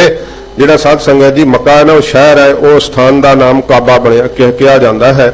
ਤੇ ਇਸ ਪ੍ਰਕਾਰ ਕਹਿੰਦੇ ਉੱਥੇ ਕਾਬੇ ਦੀ ਹੱਜ ਜਾ ਕਰਕੇ ਫਿਰ ਕੀ ਕਰ ਲਿਆ, ਜੇ ਅੰਦਰ ਕਪਟ ਹੀ ਹੈ, ਛਾਲੀ ਹੀ ਹੈ, ਤਾਂ ਫਿਰ ਕੀਤੀ ਹੋਈ ਹੱਜ ਵੀ ਜਿਹੜੀ ਹੈ ਨਾ ਉਹ ਜਿਹੜੀ ਥਾਂ ਨਹੀਂ ਪਵੇਗੀ। ਇਤੇ ਔਰਤ ਮਰਦਾਂ ਸਾਜੇ। ਕਬੀਰ ਸਾਹਿਬ ਤੇਰਾ ਕੀ ਸਿਧਾਂਤ ਹੈ? ਤੇ ਕਬੀਰ ਸਾਹਿਬ ਜੀ ਕਹਿੰਦੇ ਨੇ ਇਤੇ ਔਰਤ ਮਰਦਾ ਸਾਜੇ। ਇੰਨੇ ਜਿਹੜੇ ਵਾਹਿਗੁਰੂ ਨੇ ਔਰਤਾਂ ਤੇ ਮਰਦ ਸਿਰਜੇ ਹੋਏ ਆ, ਬਣਾਏ ਹੋਏ ਆ। ਇਹ ਸਭ ਰੂਪ ਤੁਮਾਰੇ। ਅਸੀਂ ਤਾਂ ਭਾਈ ਇਹ ਕਹਿੰਦੇ ਆ ਕਿ हे ਪਰਮੇਸ਼ਰ ਇਹ ਸਭ ਰੂਪ ਤੁਮਾਰੇ, ਇਹ ਸਾਰੇ ਤੇਰੇ ਹੀ ਰੂਪ ਹੈ, ਇਹ ਤੇਰੇ ਸਰੂਪ ਹਨ ਮਹਾਰਾਜ। ਜਿੱਥੇ ਵੀ ਜੀਵ ਸਾਧ ਸੰਗਤ ਜੀ ਕੋਈ ਵਸਦਾ ਹੈ, ਭਗਤ ਕਬੀਰ ਸਾਹਿਬ ਜੀ ਕਹਿੰਦੇ ਆ ਇਹ ਜੀਵਾਂ ਦੇ ਅੰਦਰ ਉਹਦੀ ਹੀ ਸੱਤਾ ਹੈ। ਉਹਦਾ ਜਿਹੜਾ ਨਾ ਹੁਕਮ ਇਹ ਸੰਸਾਰ ਦੇ ਅੰਦਰ ਵਰਤ ਰਿਹਾ ਤੇ ਸੱਤਾ ਰੂਪ ਦੇ ਅੰਦਰ ਉਹ ਸਭ ਦੇ ਅੰਦਰ ਹੀ ਸਮਾਇਆ ਹੋਇਆ। ਇਹ ਜਿੰਨੇ ਵੀ ਸਾਜੇ ਹੋਈਆਂ ਇਸ ਪ੍ਰਕਾਰ ਔਰਤਾਂ ਨੇ, ਇਸਤਰੀਆਂ ਨੇ, ਸਿਰਜੇ ਹੋਏ ਵਾਹਿਗੁਰੂ ਦੇ ਇਹ ਮਰਦ ਹਨ, ਮਨੁੱਖ ਹਨ। ਭਗਤ ਕਬੀਰ ਸਾਹਿਬ ਜੀ ਕਹਿੰਦੇ ਸਾਰੇ ਪਰਮੇਸ਼ਰ ਤੇਰੇ ਹੀ ਰੂਪ ਹਨ। ਕਬੀਰ ਪੁੰਗਰਾ ਰਾਮ ਅੱਲਾਹ ਕਾ। ਕਬੀਰ ਸਾਹਿਬ ਜੀ ਕਹਿੰਦੇ ਮੈਂ ਭਾਈ ਉਸੇ ਹੀ ਅੱਲਾ ਦਾ ਪੁੰਗਰਾ ਬੱਚਾ ਹਾਂ, ਜਿਹਨੂੰ ਤੁਸੀਂ ਕਾਜੀ ਅੱਲਾ ਕਹਿ ਕੇ ਯਾਦ ਕਰਦੇ ਆ ਨਾ, ਮੈਂ ਉਸੇ ਹੀ ਅੱਲਾ ਦਾ ਪੁੰਗਰਾ ਬੱਚਾ ਹਾਂ। ਤੇ ਬ੍ਰਾਹਮਣਾਂ ਨੂੰ ਕਹਿੰਦੇ ਬ੍ਰਾਹਮਣ ਜੀ ਜਿਸ ਨੂੰ ਤੁਸੀਂ ਰਾਮ ਕਹਿ ਕੇ ਯਾਦ ਕਰਦੇ ਹੋ, ਮੈਂ ਉਸੇ ਹੀ ਰਾਮ ਦਾ ਪੁੱਤਰ ਹਾਂ। ਕਬੀਰ ਜੀ ਕਹਿੰਦੇ ਮੇਰੇ ਮਨ ਵਿੱਚ ਭੇਦ ਨਹੀਂ, ਰਾਮ ਵੱਖਰਾ ਕਿ ਅੱਲਾ ਵੱਖਰਾ ਹੈ। ਕਹਿੰਦੇ ਨਹੀਂ, ਮੇਰੇ ਵਾਸਤੇ ਉਹ ਹੀ ਅੱਲਾ ਹੈ, ਉਹ ਹੀ ਰਾਮ ਹੈ ਤੇ ਮੈਂ ਉਸੇ ਹੀ ਅੱਲਾ ਦਾ ਰਾਮ ਦਾ ਪੁੰਗਰਾ ਹਾਂ, ਬੱਚਾ ਹਾਂ। ਸਭ ਗੁਰ ਪੀਰ ਹਮਾਰੇ। ਕਹਿੰਦੇ ਸਾਰੇ ਹਿੰਦੂਆਂ ਦੇ ਗੁਰੂ ਤੇ ਮੁਸਲਮਾਨਾਂ ਦੇ ਪੀਰ ਤਾਂ ਸਾਡੇ ਆ। ਤੁਸੀਂ ਕੀ ਲੱਗਦੇ ਹੋ ਭਾਈ? ਜਿਹੜਾ ਧਰਮੀ ਨਹੀਂ ਉਹਦਾ ਸਾਧ ਸੰਗਤ ਜੀ ਕੋਈ ਗੁਰੂ ਨਹੀਂ, ਜਿਹੜਾ ਧਰਮੀ ਨਹੀਂ ਉਹਦਾ ਕੋਈ ਪੀਰ ਨਹੀਂ। ਜਦੋਂ ਧਰਮੀ ਨਹੀਂ ਕਮਾਉਣਾ ਤੇ ਪੀਰ ਉਹਨੂੰ ਕੀ ਕਰੂਗਾ? ਪੀਰ ਜਿਹੜੇ ਹੋਏ ਐ ਕੋਈ ਬੰਦਗੀ ਕਰਕੇ, ਕੋਈ ਨਾਮ ਜਪ ਕੇ ਹੀ ਇਹਨਾਂ ਅਵਸਥਾਵਾਂ ਨੂੰ ਪਹੁੰਚੇ ਆ ਨਾ। ਤੇ ਭਗਤ ਕਬੀਰ ਸਾਹਿਬ ਜੀ ਕਹਿੰਦੇ ਨੇ ਪੰਡਤ ਜੀ ਜਿਨ੍ਹਾਂ ਨੂੰ ਤੁਸੀਂ ਆਪਣਾ ਗੁਰੂ ਰੂਪ ਕਰਕੇ ਮੰਨਦੇ ਹੋ, ਤੁਸੀਂ ਉਹਨਾਂ ਦੇ ਲੱਗਦੇ ਕੀ ਹੋ? ਕਿਉਂਕਿ ਤੁਸੀਂ ਤਾਂ 1 ਮਹੀਨੇ ਨੂੰ ਹੀ ਪ੍ਰਾਪਤੀ ਸਮਝੀ ਹੋਈ ਆ, ਬਾਕੀ 11 ਮਹੀਨੇ ਤਾਂ ਪਾਸੇ ਠੱਗੀਆਂ ਮਾਰਨ ਚ ਲੰਘਾਏ ਹੋਏ ਆ, ਇਹ ਸਮਝਿਆ ਹੋਇਆ। ਇਸ ਕਰਕੇ ਕਹਿੰਦੇ ਜਿੰਨੇ ਗੁਰੂ ਤੇ ਜਿੰਨੇ ਪੀਰ ਹਨ ਨਾ ਉਹ ਸਭ ਹਮਾਰੇ ਸਾਡੇ ਹੀ ਹੈ। ਤੁਸੀਂ ਉਹਨਾਂ ਦੇ ਕੁਝ ਨਹੀਂ ਲੱਗਦੇ ਕਿਉਂਕਿ ਤੁਸੀਂ ਉਹਨਾਂ ਦੀ ਆਗਿਆ ਨੂੰ ਨਹੀਂ ਮੰਨਦੇ, ਤੁਸੀਂ ਉਹਨਾਂ ਦੇ ਦੱਸੇ ਮਾਰਗ ਨੂੰ ਨਹੀਂ ਕਮਾਉਂਦੇ ਹੋ। ਇਸ ਕਰਕੇ ਕਹਿੰਦੇ ਸਭ ਗੁਰ ਪੀਰ ਹਮਾਰੇ, ਸਭ ਹਿੰਦੂਆਂ ਦੇ ਗੁਰੂ ਮੁਸਲਮਾਨਾਂ ਦੇ ਪੀਰ ਤਾਂ ਭਾਈ ਸਾਡੇ ਹੀ ਹਨ। ਕਹਿਤ ਕਬੀਰ ਸੁਨਹੁ ਨਰ ਨਰਵੈ। ਕਬੀਰ ਸਾਹਿਬ ਜੀ ਕਹਿੰਦੇ ਨੇ ਹੇ ਸੁਣੋ ਨਰ ਨਰਵੈ, ਹੇ ਨਰ ਮਨੁੱਖੋ ਤੇ ਨਰਵੈ, ਨਰਾਂ ਵਾਲੀਆਂ ਕੌਣ? ਇਸਤਰੀਆਂ। ਇਹ ਭਾਈ ਸਾਰੇ ਮਨੁੱਖ ਤੇ ਇਸਤਰੀਆਂ ਸੁਣ ਲੈਣਾ ਕਰੋ। ਪਰ ਹੋ ਏਕ ਕੇ ਸ਼ਰਨਾ। ਕਹਿੰਦੇ ਨੇ ਇੱਕ ਪਰਮੇਸ਼ਰ ਦੀ ਭਾਈ ਸ਼ਰਨ ਪੈ ਜਾਵੋ। ਵੇਖ ਲਓ ਇੱਥੇ ਸਾਂਝੀਵਾਲਤਾ ਦੱਸ ਦਿੱਤੀ ਹੈ। ਨਾ ਕਬੀਰ ਸਾਹਿਬ ਦਾ ਅੱਲਾ ਦੇ ਨਾਮ ਜਪਣ ਵਾਲਿਆਂ ਨਾਲ ਕੋਈ ਵੈਰ ਹੈ, ਨਾ ਰਾਮ ਦਾ ਨਾਮ ਜਪਣ ਵਾਲਿਆਂ ਨਾਲ ਕੋਈ ਵੈਰ ਹੈ। ਕਬੀਰ ਸਾਹਿਬ ਜੀ ਕਹਿੰਦੇ ਭਾਈ ਅਸੀਂ ਤਾਂ ਪਖੰਡ ਦਾ ਖੰਡਨ ਕਰਦੇ ਆ, ਅਸੀਂ ਅੱਲਾ ਵੀ ਜਪਦੇ ਆ, ਰਾਮ ਵੀ ਜਪਦੇ ਆ ਤੇ ਉਹਦੇ ਹੀ ਨਾਮ ਸਮਝਦੇ ਆ, ਫਿਰ ਪੜਦੇ ਹੋ। ਕਹਿਤ ਕਬੀਰ ਸੁਨਹੁ ਨਰ ਨਰਵੈ। ਇਹ ਨਰ ਮਨੁੱਖੋ, ਨਰਵੈ ਇਸਤਰੀਓ ਭਾਈ ਸਾਰੇ ਸੁਣ ਲਵੋ। ਪਰ ਹੋ ਏਕ ਕੇ ਸ਼ਰਨਾ। ਇੱਕ ਪਰਮੇਸ਼ਰ ਦੀ ਭਾਈ ਸ਼ਰਨ ਪੈ ਜਾਓ। ਅੱਲਾ ਵੱਖਰਾ ਨਹੀਂ, ਰਾਮ ਵੱਖਰਾ ਨਹੀਂ, ਉਹਨੂੰ ਇੱਕ ਰੂਪ ਜਾਣ ਕਰਕੇ ਉਹਦੀ ਸ਼ਰਨ ਪੈ ਜਾਵੋ। ਕੇਵਲ ਨਾਮ ਜਪ ਹੋ ਰੇ ਪ੍ਰਾਨੇ। हे ਪ੍ਰਾਣਾ ਧਾਰੀ ਜੀਵੋ ਕੇਵਲ ਨਾਮ ਜਪੋ। ਬਾਕੀ ਸਾਰੇ ਜਿਹੜੇ ਕਰਮ ਹੈ ਨਾ ਉਹ ਨਾਮ ਦੇ ਜਪਣ 'ਚ ਹੀ ਆ ਜਾਂਦੇ ਆ। ਉਹ ਸਾਰੇ ਕਰਮ ਧਰਮ ਕਮਾ ਲੈਂਦਾ ਜਿਹਨੇ ਨਾਮ ਜਪ ਲਿਆ। ਇਸ ਕਰਕੇ ਕਹਿੰਦੇ ਕੇਵਲ ਨਾਮ ਜਪੋ ਰੇ ਪ੍ਰਾਣੀ, ਪਰ ਉਹ ਇੱਕ ਕੀ ਸਰਨਾ। ਕਹਿੰਦੇ ਇੱਕ ਭਾਈ ਨਾਮ ਹੀ ਕੇਵਲ ਜਿਹੜਾ ਜਪਣਾ ਕਰੋ। ਤਬ ਹੈ ਨਿਹਚੈ ਤਰਨਾ। ਕਦੋਂ ਹੀ ਨਿਸ਼ਚੈ ਕਰਕੇ ਕਬੀਰ ਸਾਹਿਬ ਜੀ ਕਹਿੰਦੇ ਇਸ ਸੰਸਾਰ ਸਮੁੰਦਰ ਤੋਂ ਜਿਹੜਾ ਹੈ ਉਹ ਸਾਧ ਸੰਗਤ ਜੀ ਤਰਨਾ ਹੋਊਗਾ। ਇਸ ਸੰਸਾਰ ਸਮੁੰਦਰ ਤੋਂ ਕਹਿੰਦੇ ਨੇ ਨਿਸ਼ਚੈ ਵਾਚਕੀ ਉਹ ਤਰ ਜਾਵੇਗਾ ਜਿਹੜਾ ਇੱਕ ਦੀ ਸ਼ਰਨ ਪੈ ਜਾਵੇਗਾ, ਵਾਹਿਗੁਰੂ ਦੀ ਸ਼ਰਨ ਪੈ ਜਾਵੇਗਾ। ਜਿਹੜਾ ਭਾਈ ਹੋਰ ਨਾ ਕਰਮਾਂ ਕਾਂਡਾਂ ਨੂੰ ਕਰਦਾ ਹੈ ਤੇ ਉਹ ਕਰਮ ਕਾਂਡ ਜਿਹੜੇ ਆ ਦਿਲ ਤੋਂ ਮੈਲ ਨਹੀਂ ਧੋਂਦੇ, ਬਾਹਰੀ ਦਿਖਾਵਾ ਜ਼ਰੂਰ ਹੁੰਦਾ ਹੈ, ਲੋਕ ਪੂਜਣ ਲੱਗ ਜਾਂਦੇ ਆ। ਜਿਹੜਾ ਸਾਧ ਸੰਗਤ ਦੀ ਦੇਖਣ ਨੂੰ ਚੰਗਾ ਅਡੰਬਰ ਬਣ ਜਾਂਦਾ ਹੈ, ਧਾਰਮਿਕ ਆਗੂ ਵੀ ਆਪਣੇ ਆਪ ਨੂੰ ਅਖਵਾ ਲਈਦਾ ਹੈ, ਪਰ ਅੰਦਰੋਂ ਜਿਹੜੀ ਪ੍ਰੀਤ ਹੈ ਨਾ ਉਹ ਵਾਹਿਗੁਰੂ ਦੇ ਪਿਆਰ ਦੀ ਨਹੀਂ ਲੱਗੀ, ਮਹਾਰਾਜ ਦੇ ਨਾਮ ਦੀ ਨਹੀਂ ਲੱਗੀ। ਜਿੰਨਾ ਚਿਰ ਉਹ ਨਹੀਂ ਲੱਗਦੀ ਉਹਨਾਂ ਚਿਰ ਸਾਧ ਸੰਗਤ ਜੀ ਕਦਾ ਸ਼ਾਂਤੀ ਨਹੀਂ ਆ ਸਕਦੀ, ਕਦਾ ਸੰਸਾਰ ਸਮੁੰਦਰ ਤੋਂ ਤਰਿਆ ਨਹੀਂ ਜਾ ਸਕਦਾ। ਕਬੀਰ ਸਾਹਿਬ ਜੀ ਕਹਿੰਦੇ ਤਦੋਂ ਹੀ ਨਿਸ਼ਚੈ ਕਰਕੇ ਸੰਸਾਰ ਸਮੁੰਦਰ ਤੋਂ ਤਰਨਾ ਹੋਵੇਗਾ। ਇੱਕ ਵਾਹਿਗੁਰੂ ਦਾ ਨਾਮ ਜਪੋ, ਉਸ ਪਰਮੇਸ਼ਰ ਦੀ ਭਾਈ ਸ਼ਰਨ ਪੈ ਜਾਓ। ਇਹ ਭਗਤ ਕਬੀਰ ਸਾਹਿਬ ਦਾ ਸਾਧ ਸੰਗਤ ਜੀ ਉਪਦੇਸ਼ ਆਇਆ ਹੈ। ਸੱਚੇ ਪਾਤਸ਼ਾਹ ਜੀ ਮਹਾਰਾਜ ਕਿਰਪਾ ਕਰਨ, ਪਵਿੱਤਰ ਉਪਦੇਸ਼ ਹਿਰਦੇ 'ਚ ਵਸੇ। ਸਾਧ ਸੰਗਤ ਜੀ ਜਿਵੇਂ ਜਿਵੇਂ ਅੱਜ ਸ਼ਸਤਰਾਂ ਦੀ ਸੇਵਾ ਹੋਵੇਗੀ, ਵੇਖੋ ਦੀਪਮਾਲਾ ਦਾ ਪੁਰਬ ਹੈ, ਵਿਸ਼ੇਸ਼ ਕਰਕੇ ਸਿੱਖ ਸੰਗਤਾਂ ਦੇ ਅੰਦਰ ਬਹੁਤ ਉਤਸ਼ਾਹ ਹੈ। ਸੱਚੇ ਪਾਤਸ਼ਾਹ ਜੀ ਮਹਾਰਾਜ ਨੇ ਸਾਡੀ ਸ਼ੁਰੂਆਤ ਵੀ ਸ਼ਸਤਰਾਂ ਤੋਂ ਹੀ ਕੀਤੀ ਹੈ, ਪੰਥ ਦੀ ਉਤਪਤੀ ਮਹਾਰਾਜ ਨੇ ਖੰਡੇ ਤੋਂ ਕੀਤੀ ਹੈ। ਸਾਡਾ ਕੋਈ ਦਿਨ ਤਿਉਹਾਰ ਕੋਈ ਵੀ ਸਾਧ ਸੰਗਤ ਜੀ ਕਾਰਜ ਉਹ ਸ਼ਸਤਰਾਂ ਨਾਲ ਹੀ ਆਰੰਭ ਹੁੰਦਾ ਹੈ। ਸੱਚੇ ਪਾਤਸ਼ਾਹ ਜੀ ਮਹਾਰਾਜ ਨੇ ਇਹ ਵਾਹਦ ਧਰਮ ਜਿਹੜਾ ਹੈ ਸੰਸਾਰ ਦੇ ਅੰਦਰ ਖੰਡੇ ਦੀ ਧਾਰ ਤੋਂ ਮਹਾਰਾਜ ਪ੍ਰਗਟ ਕੀਤਾ ਹੈ। ਤੋਂ ਸ਼ਸਤਰਾਂ ਦੇ ਬੜੇ ਅਦਬ ਸਤਿਕਾਰ ਨਾਲ ਦਰਸ਼ਨ ਕਰਨੇ ਤੇ ਇੱਕ ਦੂਸਰੇ ਨਾਲ ਬੜੇ ਪਿਆਰ ਦੇ ਨਾਲ ਗੁਰਮੁਖਾਂ ਦੀ ਤਰ੍ਹਾਂ, ਕਿਉਂਕਿ ਜੇ ਆਪਾਂ ਸਤਿਗੁਰੂ ਜੀ ਦੇ ਤਖਤ ਤੇ ਉੱਚੀ ਬੋਲਾਂਗੇ, ਕਿਸੇ ਨਾਲ ਨਫ਼ਰਤ ਕਰਾਂਗੇ ਤਾਂ ਉਹ ਮਹਾਰਾਜ ਦੀ ਖੁਸ਼ੀ ਨਹੀਂ ਹੁੰਦੀ। ਇੱਕ ਦੂਸਰੇ ਨਾਲ ਬੜੇ ਪਿਆਰ ਭਾਵਨਾ ਨਾਲ ਸਤਿਗੁਰੂ ਜੀ ਦੀ ਸੇਵਾ ਕਰਨੀ, ਸ਼ਸਤਰਾਂ ਦੀ ਸੇਵਾ ਕਰਨੀ, ਹਜ਼ੂਰ ਦੀਆਂ ਖੁਸ਼ੀਆਂ ਪ੍ਰਾਪਤ ਕਰਨੀਆਂ, ਹੋਈਆਂ ਭੁੱਲਾਂ ਬਖਸ਼ ਲੈਣੀਆਂ ਜੀ। ਕਹਿਤ ਕਬੀਰ ਸੁਨਹੁ ਨਰ ਨਰਵੈ, ਪਰਹੁ ਏਕ ਕੇ ਸ਼ਰਨਾ, केवल नाम जपहो रे प्राणे, तब है निहचै तरना। वाहिगुरु जी का खालसा